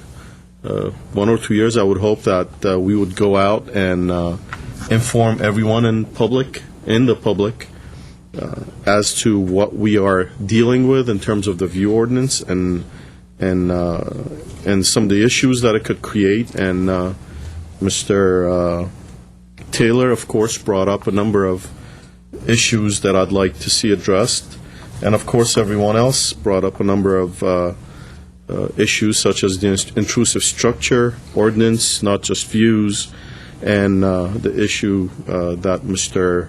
Najarian talked about as well, that was brought up in the public as far as a single-story house being intrusive as well as a two-story house. In terms of some of the specific issues, I think this is an issue that keeps coming back in terms of the size of the house. I would like to see a definition of a neighborhood. And when you talk about compatibility, what is a neighborhood in terms of compatibility to that house? Is it the 500-foot radius, or is it just the street, or is it the two streets over? How is the neighborhood defined? And I would like to have an average size home that is presented during DRB meetings by determining what the neighborhood is and throwing out the largest and smallest houses and coming up with an average size for that neighborhood as the neighborhood is designed. I think that can go a long way in terms of giving some guidelines as to the size of the house, where we don't have 2,000 square foot homes mostly, and we end up with a 5,000 square foot home proposed that is allowed by code, let's say. I would like to see staff recommendations during DRBs. And in terms of meeting guidelines, not necessarily recommendations, because I recall staff got a lot of flack for giving recommendations from the public, not necessarily the DRB. And I think for the sake of staff, I would like to see them address issues that are in the guidelines, not necessarily taste issues, not necessarily subjective issues, but how does a home fit within the guidelines? I think that's an important recommendation from a professional staff. Consistency. Yes, and consistency with the neighborhood. Again, neighborhood being defined. And as to some of the pictures that were shown, those homes were atrocious, in my opinion. And that last home with the two the two staircases going up, that's King Louis Castle. King Louis Castle. King Louis. That's terrible. I'm glad that it wasn't approved by the DRB, but I think as a council we have to send a clear message. Probably won't be approved. We have to send a clear message to the DRB in terms of their responsibility, in terms of massing and size of homes, that the message that we sent out quite a while ago, empowering them to deal with some of those issues as well. I think it's important to deal with a lot of these issues at the DRB level through the guidelines and the ordinances that we have, and address them. So I think we should move forward with the view ordinance. Like I've said, I'm in favor of it, but not in a haphazard way. I think we have to be more comprehensive in our approach to an issue that is this important. Mr. Quintero?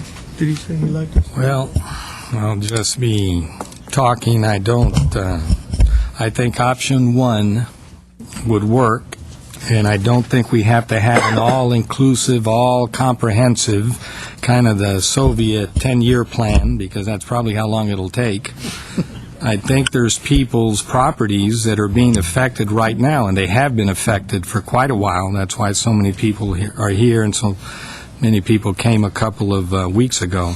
So if the city council wanted to, working with the staff, we could come up with some of the suggestions that the public came up with, and we could actually be quite successful while we went ahead and made a more comprehensive attempt to hold down the mansionization and privacy. But let me start by saying that this isn't unique to Glendale. There are many cities across California, and I assume across the nation, that are facing this same issue. And it's up to the elected officials to decide in what direction, or if you want to use that term vision, what vision they see for their city or what direction they want their city to take. So we're fully capable in terms of ordinances and regulations and guidelines to do what you're interested in doing. Now, whether we decide to do it or not, that's a different story, but don't tell me we can't do it, because we can, and it doesn't need to take that long. We're totally capable, this staff is totally capable of putting this together, having public hearings, and enacting an ordinance, changing guidelines, etc. So it shouldn't take as long as people are led to believe that something needs to take. Then on the DRB, I don't remember where I said it, but I know I spoke to a few people about it.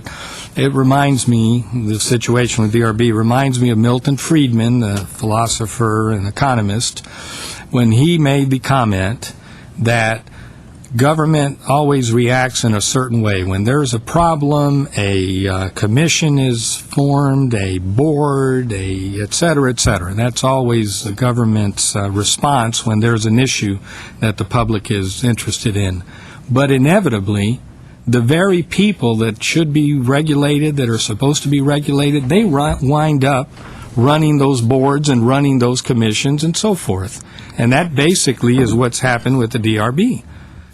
People on the DRB are interested in development, they're interested in real estate, et cetera, and so you don't have an even playing field.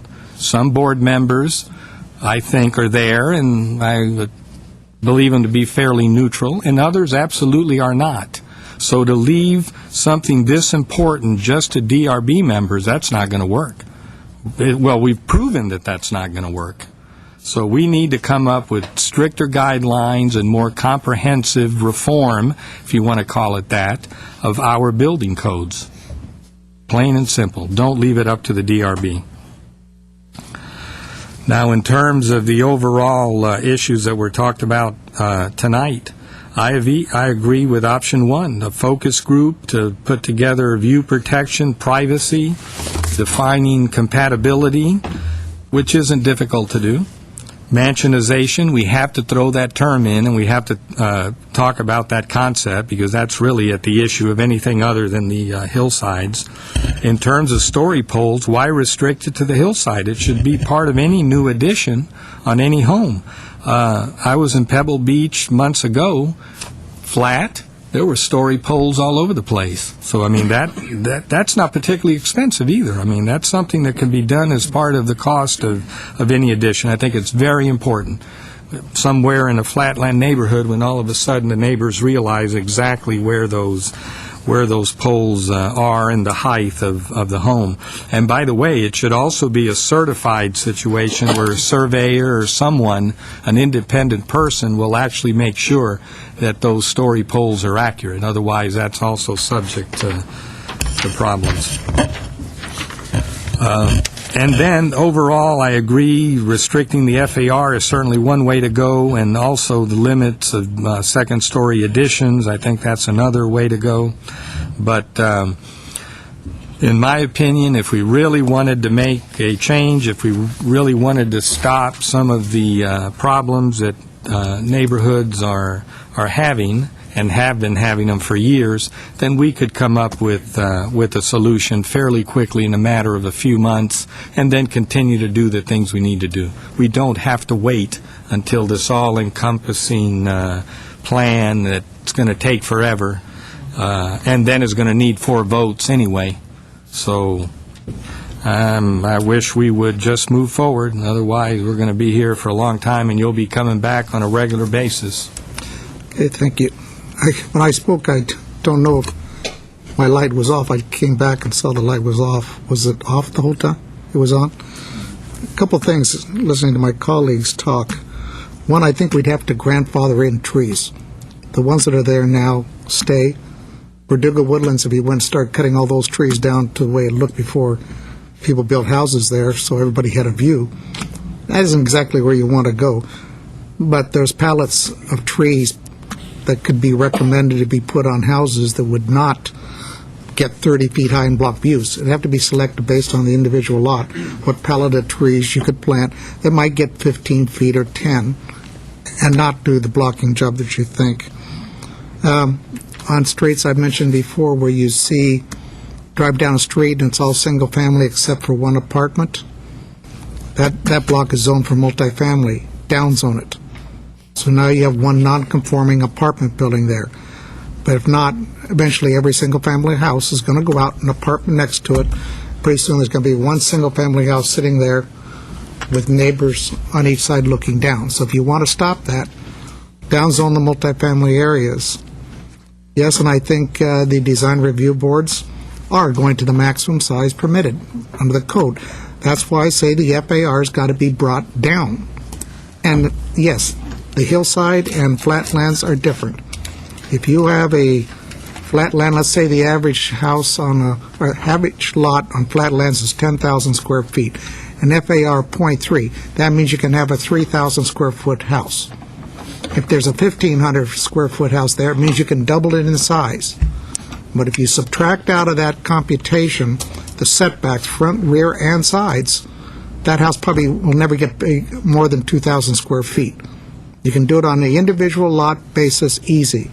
On a hillside, Esmeralda, over 5 acres, FAR 0.45. The house going in, which is a mansion, 0.07. It's not even remotely close to the permitted FAR. So the FAR is not computed correctly for the hillside.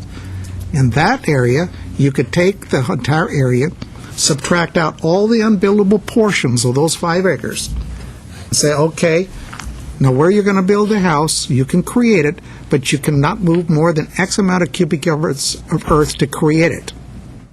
I bet you that FAR then, when you compute it, based on what's left to build on, would be way down, and a mansion couldn't occur in the hills either. Now, there's exceptions to every rule. I've discussed it with Hassan. Does it make sense? And he says it does. Is it going to fly totally? Don't know. But unless we get the FAR down and tell design review, okay, we've now constrained you. Now, if you want to try to fit the max in, it's not going to be any second-story mansion again. You now have a lower FAR to work with on this lot, and that's what you're going to have to deal with. That's one step. And, of course, view, if you do have a second floor, say the only windows that can be on the neighbor side can be bathroom windows. So you're not really standing there with a second-story living room window looking down on your neighborhood. You let the bigger window, the bedroom window, be to the rear into their own yard. There's a way to do it. It doesn't take rocket science to do it. So based on my comments, those are some things that I think additionally we need to look at. But for the heck of it, Mr. Starbird, I don't know if you got direction here. You've been taking copious notes all. Story polls, I gather, I think I heard everybody say they don't mind. Yeah. Story polls, I would, options. I would make a motion to move option 1. And were you on option 1 too, I think, Mr. Nazario? Let me just see what. I'm on option 1. No moratorium at this time. But boy, I'm sure willing to jump on it in a flash. Mr. Starbird? Mr. Mayor, it seems to me that there's some recognition that some of these broader issues obviously take a more comprehensive approach. Yes. But possibly the more traditional approach to the view issues, which are the differential lots, generally hillside areas where you've got a home that's possibly expanding into an upper lot area and obstructing view, for which you see the traditional story poles being used. That may be something that we can come back and address more quickly. And certainly this issue of the design review boards and the issues of compatibility and their roles and the role of staff, that is something we should be able to work on more quickly as well. It doesn't mean we're going to approve all this, but it's something that you can work on and bring back. No, but I did hear a lot of consistency on those more immediate kinds of issues, and a recognition that some of these broader, has kind of been lumped into view, but recognition as broader issues like the mansionization, are more comprehensive problems that are going to take a little more time.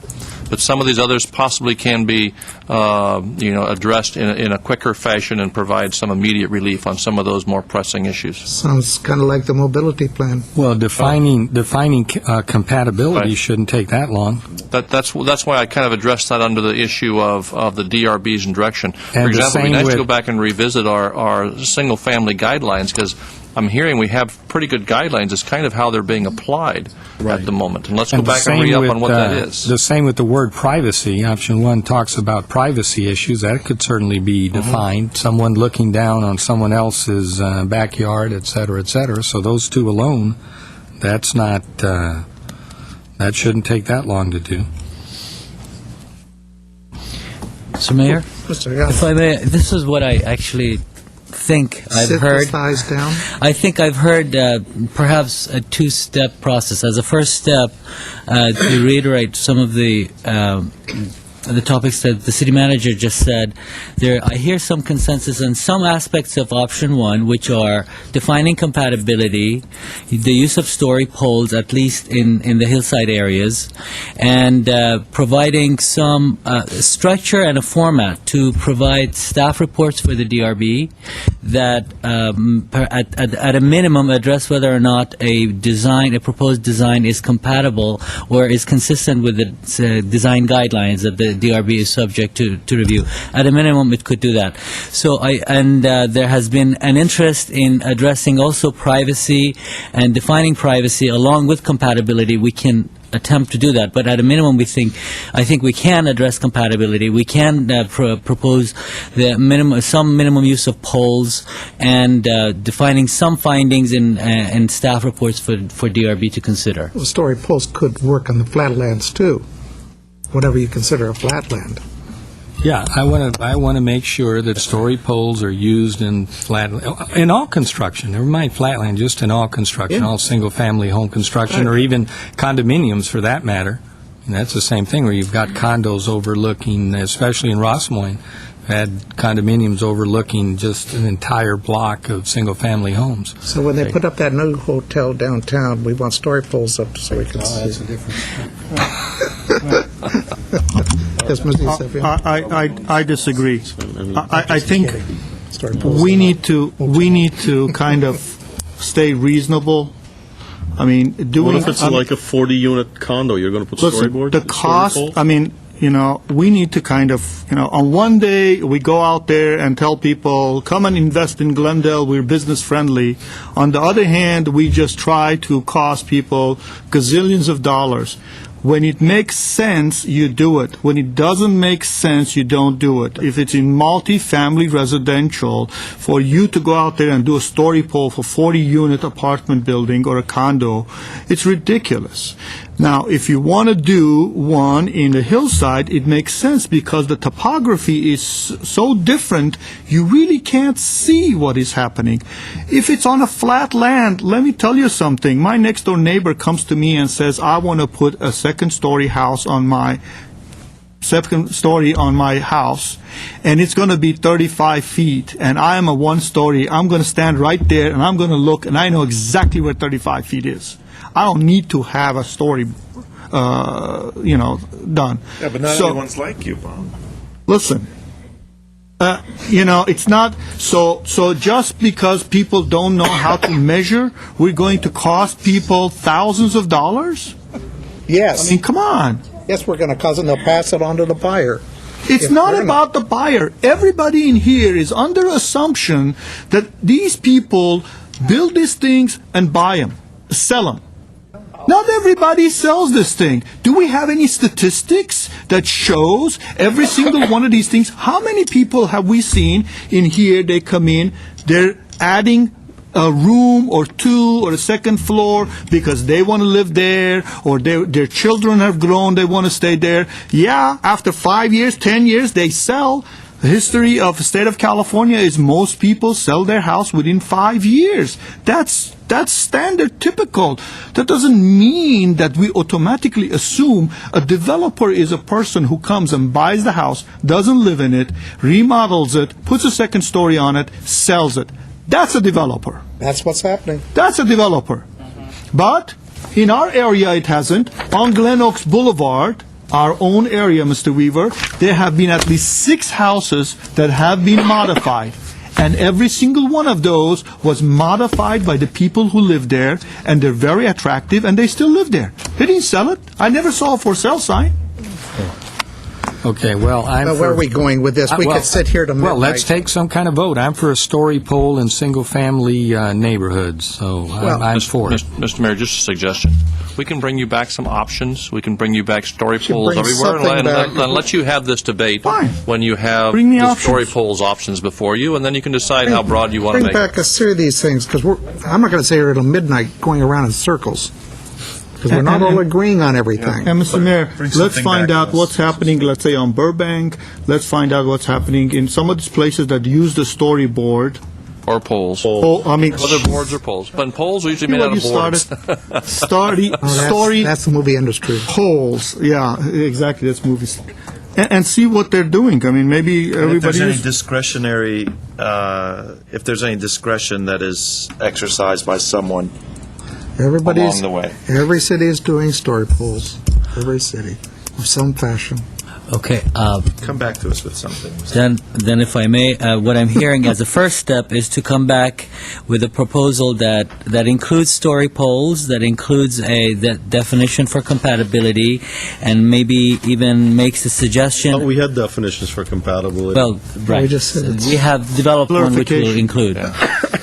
and then its structure and format for proposing staff reports to the DRB, and maybe a couple of options on story polls. That would be the first immediate step that we could take, that I hear consensus.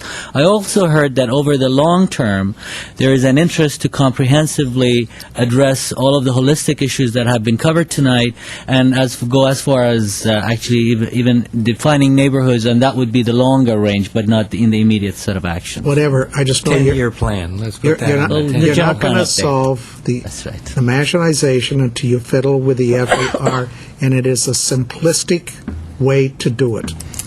You could do it in less than a month. I'll move the motion that Mr. Agani just discussed. Okay, is there a second to go his direction? Second? Okay, roll call. Council members Manukian. Yes. Najarian. Yes. Quintero. Yes. Yusefian. Aye. Mayor Weaver. Aye. Thank you, people, for sticking around tonight. It's now 5 minutes to 10. Go have a late dinner. What's next? Any written communications, new business? Adjournment? To adjourn. Stand adjourned.